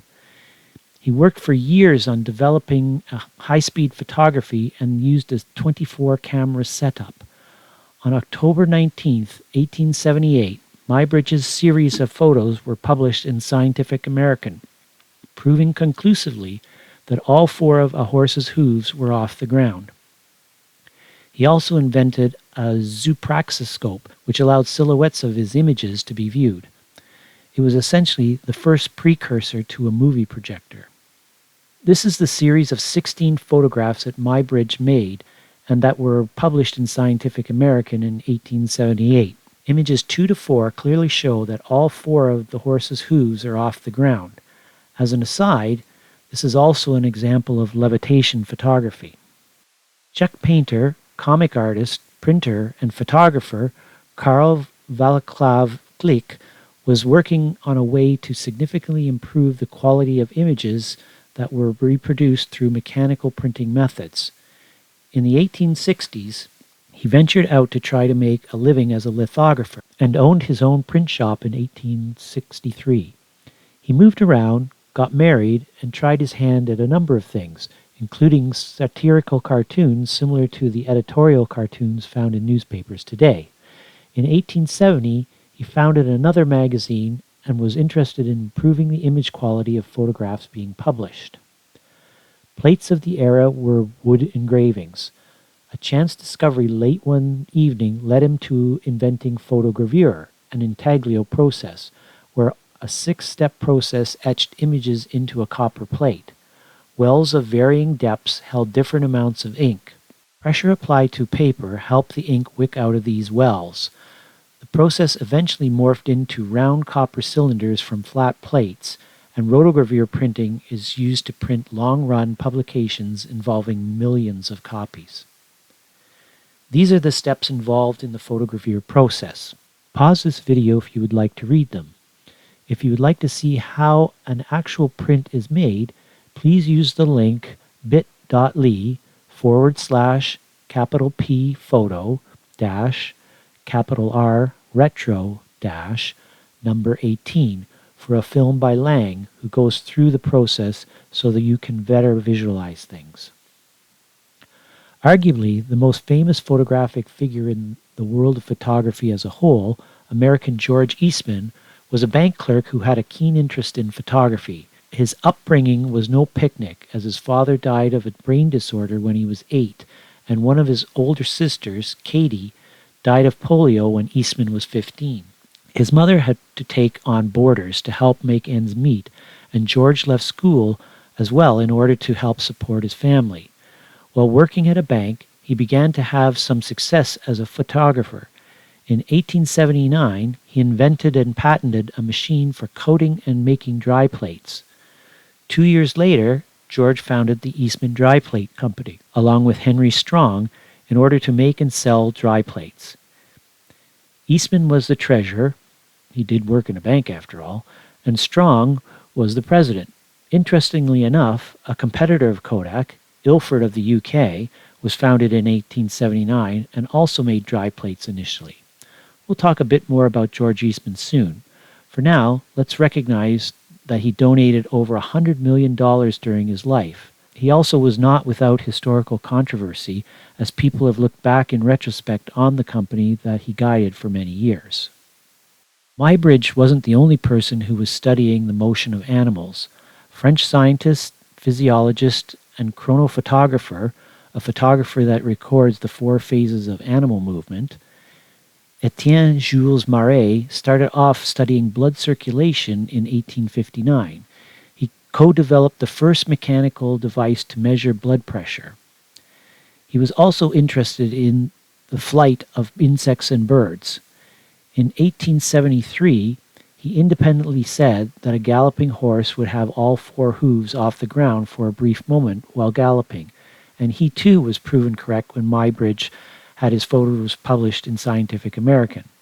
Inspired by Muybridge, he continued looking into ways to photograph at high frame rates in order to better understand how various birds and animals moved.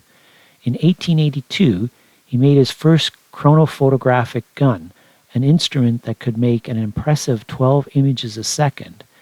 These were multiple exposure photographs, and all 12 images were recorded on a single frame of film. Using this invention, he went on to study dozens of animals and insects.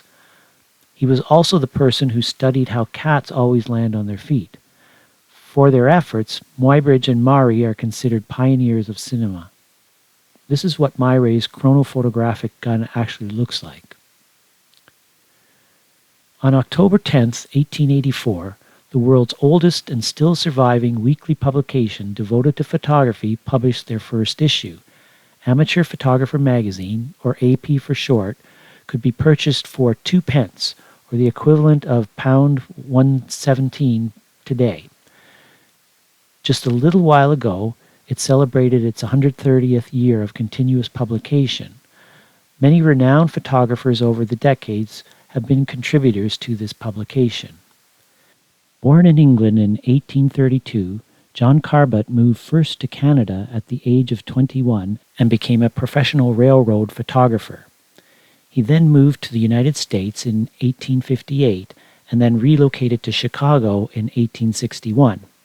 History considers him the first photographer in Chicago to make carte de visite images.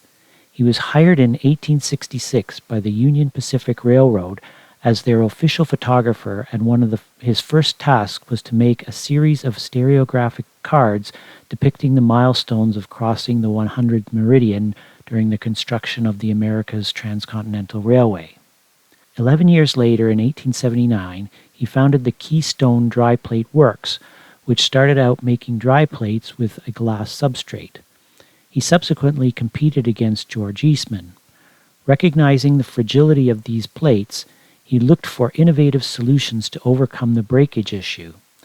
In 1888, he sliced sheets from a block of celluloid, a solid made from nitrocellulose and camphor, and applied a silver gelatin emulsion to make the first celluloid dry plate. He would also go on to collaborate with one of Edison's employees, William Kennedy Dixon, 2 years later, and we'll talk about that in a moment. Another one of Carbot's achievements was to make dry plate film for X-ray machines and make it commercially available in 1896. It is reported that at the time of his death in 1905, he was working on a film for color photography. At the end of the 19th century, there were some noteworthy advances. Motion pictures were about to be developed, and radioactivity was being discovered. The nickel-cadmium or NiCad rechargeable battery was invented, probably sooner than you thought it was. In Milton, we're about to get electricity and phone service. Also, since we've been talking a lot about pivoting, Naismith invented the game of basketball in 1892. With the dawn of a new century approaching, some things started to happen, and photography, as a medium for everyone, was about to take off and not look back. No surprise that the genius and polymath, Thomas Edison, had some sort of hand in advancing photography, although in this case, that of motion pictures.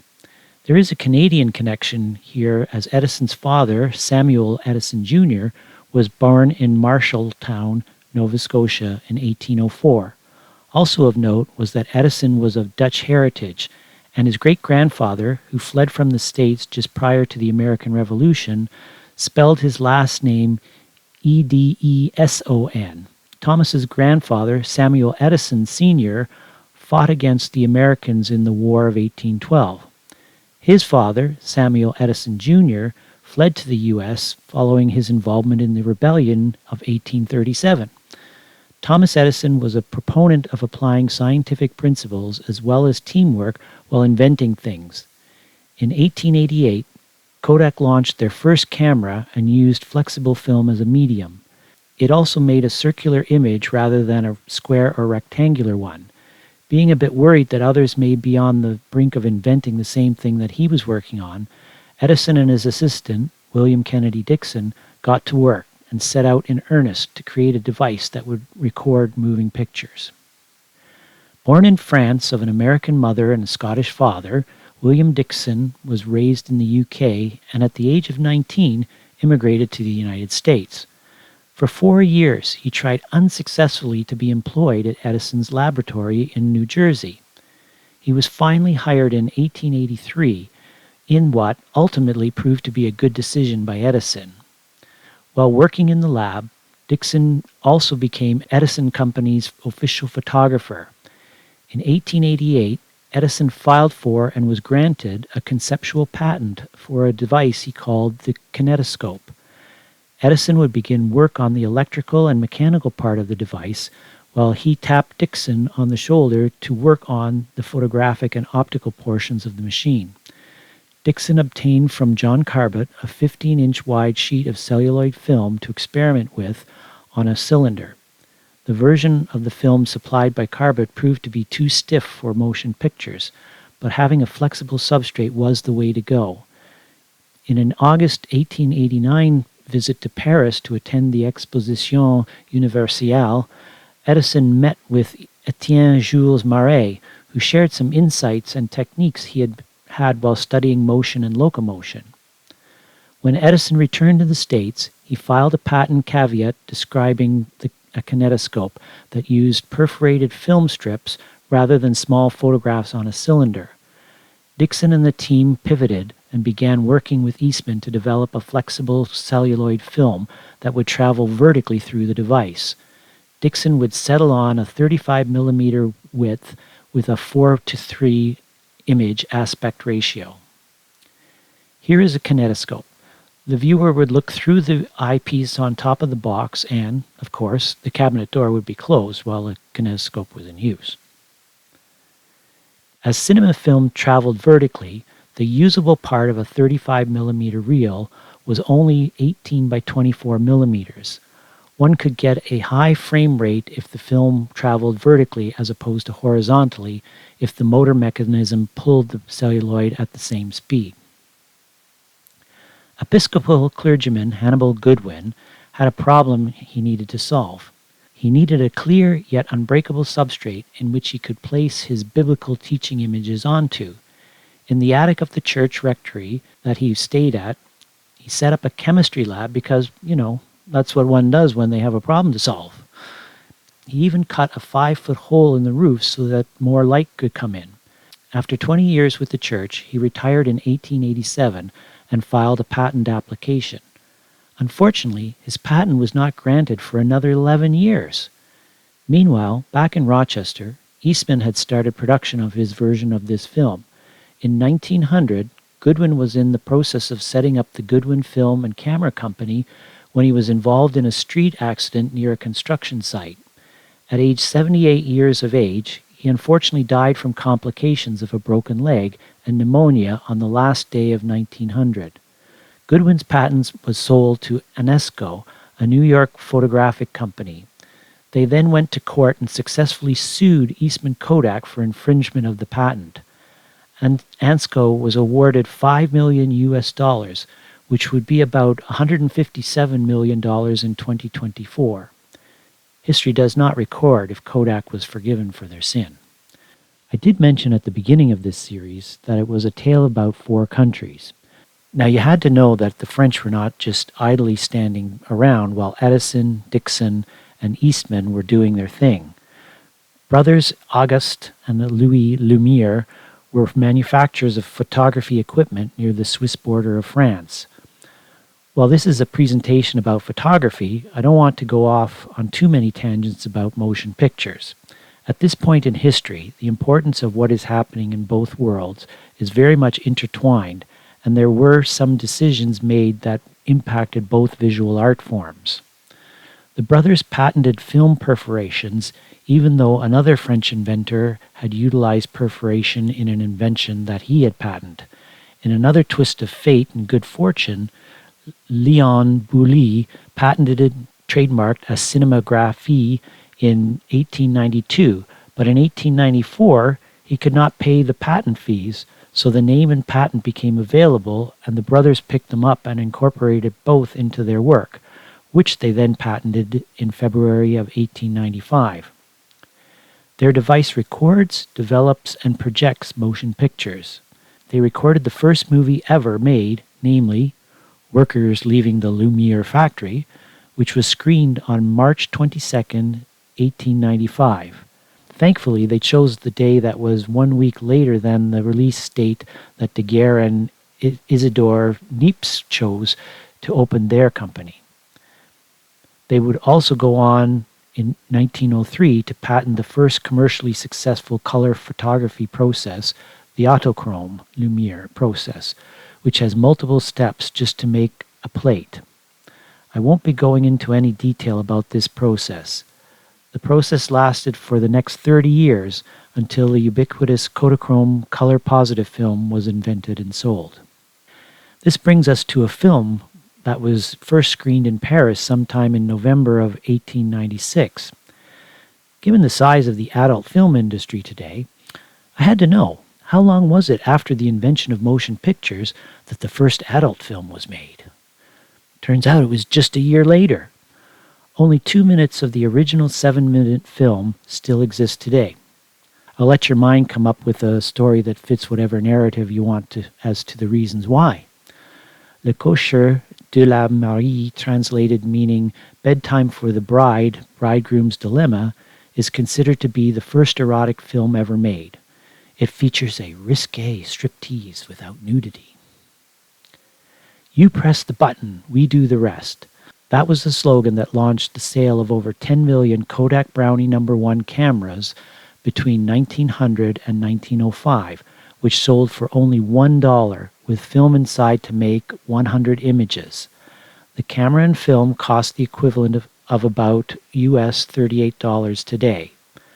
When you were done, you shipped the whole camera back to Kodak, paid for the processing, and Kodak would develop and print the circular images on your film and send you another camera preloaded with more film.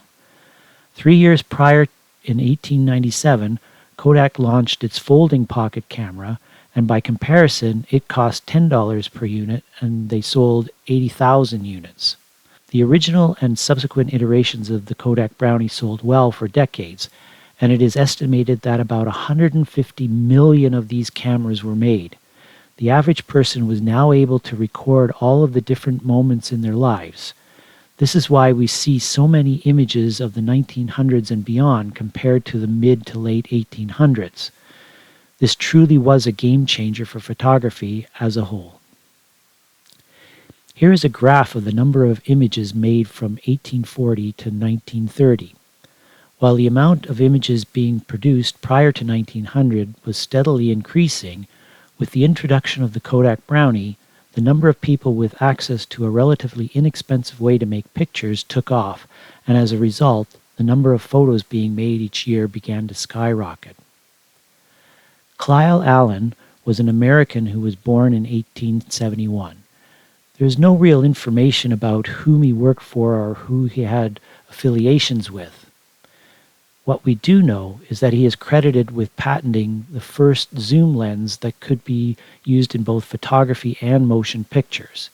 He managed to maintain sharp focus while the focal length of the lens increased or decreased. This versatile invention expanded the creative possibilities for both amateur and professional photographers alike. This innovation would redefine photography and cinematography going forward. Transatlantic radio communication, air conditioning, the Wright brothers, and the Model T Ford were all things that were invented at the beginning of the 20th century. Queen Victoria, after 63 years on the throne, also passed away. Born in 1819, she witnessed firsthand the birth and growth of photography. More printing processes and the standardization of the 35mm format occurred in these next 4 years. Born in Chicago in 1860, Ira Rubel graduated from the University of Chicago in 1881. He and his brother Charles opened a printing company, and Ira went back to school, became a lawyer 2 years later, and briefly practiced law. Letterpress and photo engraving were the preferred processes of the day, and while many lithographers were going out of business, the Rubels were doing well, and even expanded into paper manufacturing. One day in 1903, Ira forgot to run a piece of paper through the press, and the image from the plate transferred onto the impression cylinder instead. He put a piece of paper through the press, and to his surprise, the image from the impression cylinder was cleaner, sharper, and of better quality than that made directly from the plate. He worked for the next few years to build an offset press with a blanket cylinder, and in 1906 attempted to patent the process. He was denied a patent and found out that the tin printing industry had been using an offset process for 25 years. Financing and partnerships fell through, although in 1906, Ira met with Frederick Sears of New Zealand, and together they manufactured and marketed the Sears highlight process. Rubel went to England in order to try to patent his process in Europe and suffered a stroke and died in 1908. Rubel's first press that operated in his New York plant is now preserved in the Smithsonian Institution in Washington, D.C. Here's a picture of the first offset lithographic press that Rubel made. An English photographer and inventor, C. Wellborn Piper, wanted to elevate photography printing to a fine art. He invented the bromoil process in 1907, where a gelatin silver bromide print is first soaked in a bath of dilute potassium dichromate, which oxidizes and hardens the gelatin. While still moist, the print is inked, and the parts where the gelatin is hardest results in the most ink being transferred, while the softer gelatin parts take up less ink. The print had to be well washed to get rid of the chromic acid, or it would discolor over time. The resulting print created a painterly effect and was popular amongst those in the pictorialist movement. In 1908, Leo, Autobard, and Bardat, an English company, were issued the first patent for a portable 35mm camera. It was one of many patents and prototypes the company applied for, but very few were ever built. Not much is known about the company, and it may have been involved in making and selling photographic equipment. Their design did not achieve any widespread success or recognition at the time. Nonetheless, it was a very important first step and one that would be overshadowed by inventions that were yet to come. Another English photographer, who was also a commercial postcard printer, Fred Judge, invented the bromoil transfer process in 1909. Essentially, he took Piper's process and solved the issue of the bromoil print yellowing due to the potassium dichromate not being thoroughly washed from the paper. The inked bromoil had a piece of paper placed over top, and then the resulting sandwich was run through a press, which transferred the ink to the paper. The ink takes on the texture of the paper it is being printed on. Different papers could be used, and several inkings and transfers from the one bromoil are possible. Mr. David W. Lewis of Colander, Ontario, near North Bay, is the current resident expert on both of these methods. He teaches this process and has published several books. If you recall, Edison's kinetoscope, 1893, used 35mm gauge film for motion pictures. The film used in Kodak still cameras was about twice as large as that. Now, fortunately, we didn't have a VHS versus Betamax situation occurring at the turn of the 20th century, as the Lumiere brothers adopted the same film width as what Edison used. Being mindful that the film is traveling vertically, for cinefilm, 35mm represents the width of the film from the outside edge to outside edge, not the actual size of the frame itself. In 1908, cinefilm was starting to be used for stills photography. Some cameras of that time had the film go vertically through the camera as well. In the not-too-distant future, someone will recognize that having the film travel horizontally rather than vertically will result in a larger space in which to record an image. Between 1910 and 1919, some major things happened. There were also a lot more inventions happening, and I've tried to keep things simple here. In the same year, the Panama Canal opens and World War I erupts. After the war, women get the right to vote in Canada, and in Milton, the influenza epidemic comes home. Just before the start of World War I, there were some interesting developments and milestones. Born in 1871, Ernst Leitz II was destined to work at his father's business, and Dad made sure he had some skills and training before becoming a partner in the company when he was 35. Ernst trained as a merchant and apprenticed as a mechanic prior to this, so he had more than just a basic understanding of how things were before taking on added responsibilities at the Ernst Leitz Optische Werk. There were two things that he did that would change the camera industry. First, in 1911, he hired Oscar Barnack from Carl Zeiss to design and make a camera that was portable. We'll talk about Oscar in a few moments, along with what Ernst's second important contribution was. Prior to this, in 1913, Ernst developed the world's first microscope that had binocular eyepieces instead of a single eyepiece.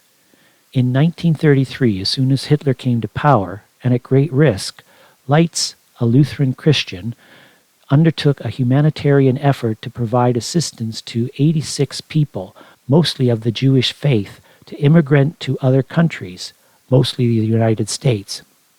He provided them with money, letters of recommendation, and if they went to New York, employment at Leitz offices until they could find another job. This was called the Leica Freedom Train. Kodak was expanding their presence in the marketplace. In 1905, they acquired the Fulmer and Schwing Manufacturing Company, a metalworking company who started to also make single-lens reflex cameras with focal plane shutters in 1898. In 1912, they developed a ubiquitous camera, the Graphex Speed Graphic, something that was manufactured for 61 years. Popular as a press and sports camera, it also found a home with fine arts photographers as well. It had a vertical focal plane shutter, which allowed it to have a shutter speed of 1/1000th of a second. The lenses used no longer had the shutter built into them, and the camera with bellows would fold up into a compact size when not in use. There were 3 different film sizes that the camera used, with 4 by 5-inch models being the most popular. The distinction of the first commercially available camera using 35mm cinefilm goes not to the Germans nor the Japanese, but to the Americans. The New Ideas Manufacturing Company of New York built the tourist multiple camera in 1913, which came with a Zeiss Tessar f3.5 lens, which had a 2-foot minimum focusing distance. The film was run vertically through the camera like the cinematic cameras of the day did, and a roll of film could make up to 750 images. If a lantern was attached, it could become a projector. The cost of the camera would set you back US $175, which is the equivalent of US $5,600 in 2024. The reason why there are so many doctors and dentists who were photographers was that they were the only ones who could afford the equipment. In 1913, Kodak film production was in the millions of rolls per year. In fact, at the Rochester facility, Kodak made about 250 million feet of photographic and cinema film that year, according to their records. If you spread this all out on a single line, it would almost circumnavigate the globe twice. This total did not include the amount of film that competitors of the day like Ilford, Agfa, Pathé Frères, Ansco, Cavert and Bailey, Howell and Company manufactured. As a point of reference, compare this to the 11.4 billion feet of film that Kodak made in 2007, or about 87 circumnavigations around the globe. All that in about 90 years. That's pretty incredible. American photographer, inventor, engineer, and cinematographer Alfred Huger Moses II is another polymath we encounter in this journey. Between filming movies as a cameraman, he invented the Simplex and Simplex Model B camera in 1914. While it was only in production until 1918, the Model B also used 35mm film and was the first commercially made camera that could produce a full-frame negative. The camera used 50-foot rolls of film and could make 800 half-frame or 400 full-frame images. This camera could also make multiple exposures on the same frame of a negative, and when coupled with a baby simplex projector, the positive images from the film could be projected. World War I and improper marketing of the camera are cited as possible reasons this camera was not more popular than it was. It could make big prints from a small negative. The Brownie used film that was much larger in size. Here's an image of the Simplex and Simplex Model B camera. It was obtained from the lightsauction.com website and is reproduced here under an educational fair use provision. The Roaring Twenties bring us the rise of Hitler, the Canadian discovery of insulin, talking motion pictures, and the first working television, among other interesting things. Oh my! We're almost at the end of our story. We talked about the former Carl Zeiss employee who moved over to Lights a bit earlier in this presentation. Oskar Barnack was a German engineer and inventor. He was afflicted with asthma, which made carrying a heavy camera around a challenge when he traveled. He had a vested interest in reducing the weight and size of cameras. He started work by adapting a 35mm cinema camera. What he did to revolutionize the process was to have the film travel horizontally rather than vertically, which extended the film size to a 24 by 36 millimeter, or a 2 by 3 aspect ratio compared to the 3 by 4 aspect ratio of the cinema camera. This allowed for a bigger negative which could be enlarged even more while retaining detail in the image. This advancement also created a challenge when it came to lenses. The cinema lenses did not produce an image that covered the whole frame, so a new lens design was required. In 1913, he built and patented the Leica camera. Meaning prime, and Leica was an acronym obtained from Light's camera.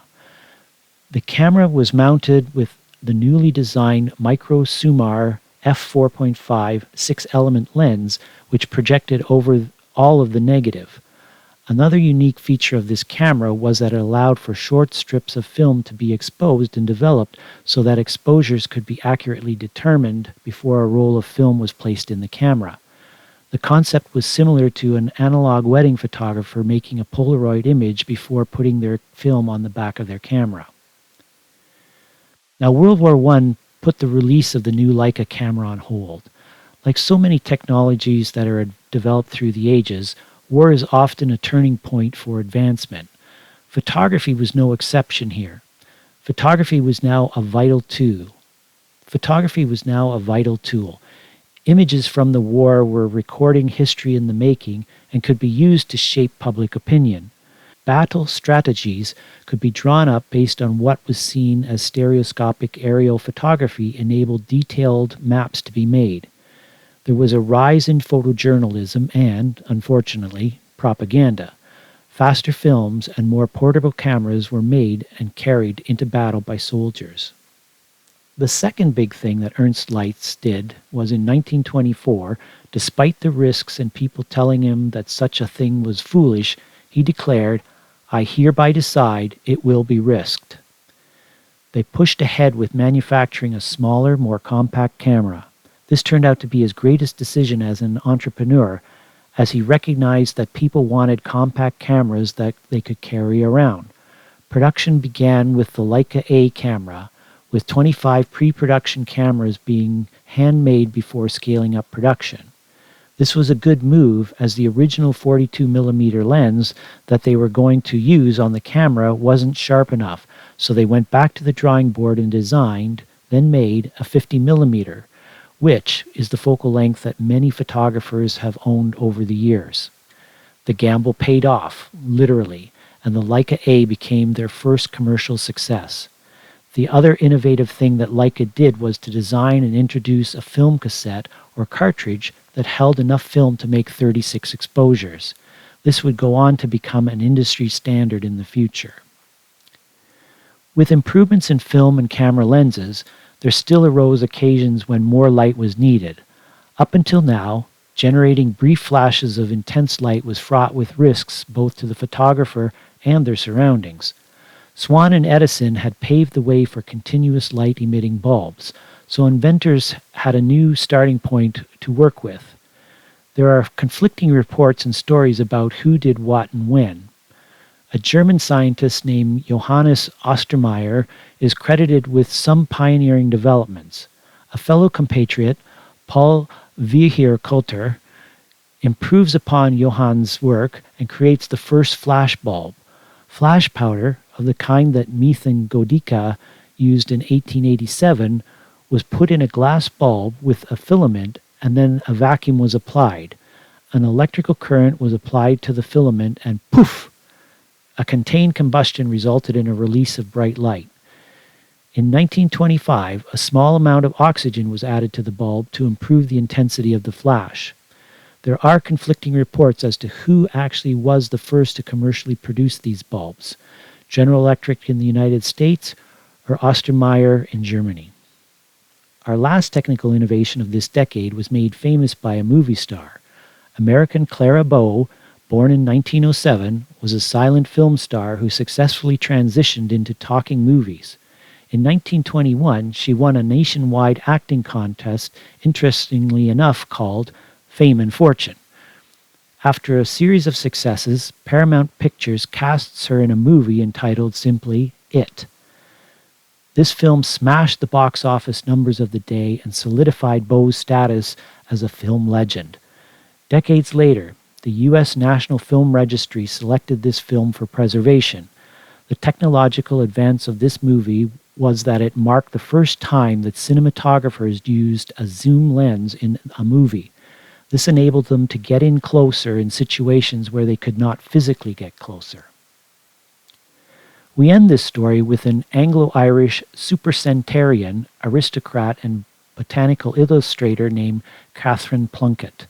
She was born in 1821 and passed away at the ripe old age of 111 years and 327 days in 1932. She was 5 years old when Nicephore Niepce made his first image. At the time of her death, she was the last remaining person who had any first-hand memories of what it was like before the invention of photography. She was the last person who bridged a life that relied on verbal and written storytelling to one that uses visual technology to record and tell their stories. She is a good person to bookend this presentation with. This slide was shown at the beginning of the series and shows 23 different photographic processes and the timelines for when they were popular. As mentioned previously, somewhere in the world, all of these processes are still being used, just not to the same extent as they were in their heyday. This chart is a reference should you find yourself looking at some prints or negatives and you want to go a little deeper into how they may have been made. During the first episode, we stated what the objectives of this series would be. We have reviewed how analog photography started and evolved, scaffolded the various pieces of the puzzle together, heard the stories of over 70 people, and contrasted what was happening in the world of photography with what else was happening globally at the same time. I'd like to thank John MacDonald, a local historian, for helping me with many of the dates and events that were happening around Milton in the 18 and 1900s. Thanks also to Vic Cass, archivist at the Milton Historical Society, for pointing me in the direction of some interesting reference material about the history of photography. If you've made it through all 17 of these films, then you, my friend, are an absolute star. Thanks so much for watching. I hope that you found it as entertaining as it was informative.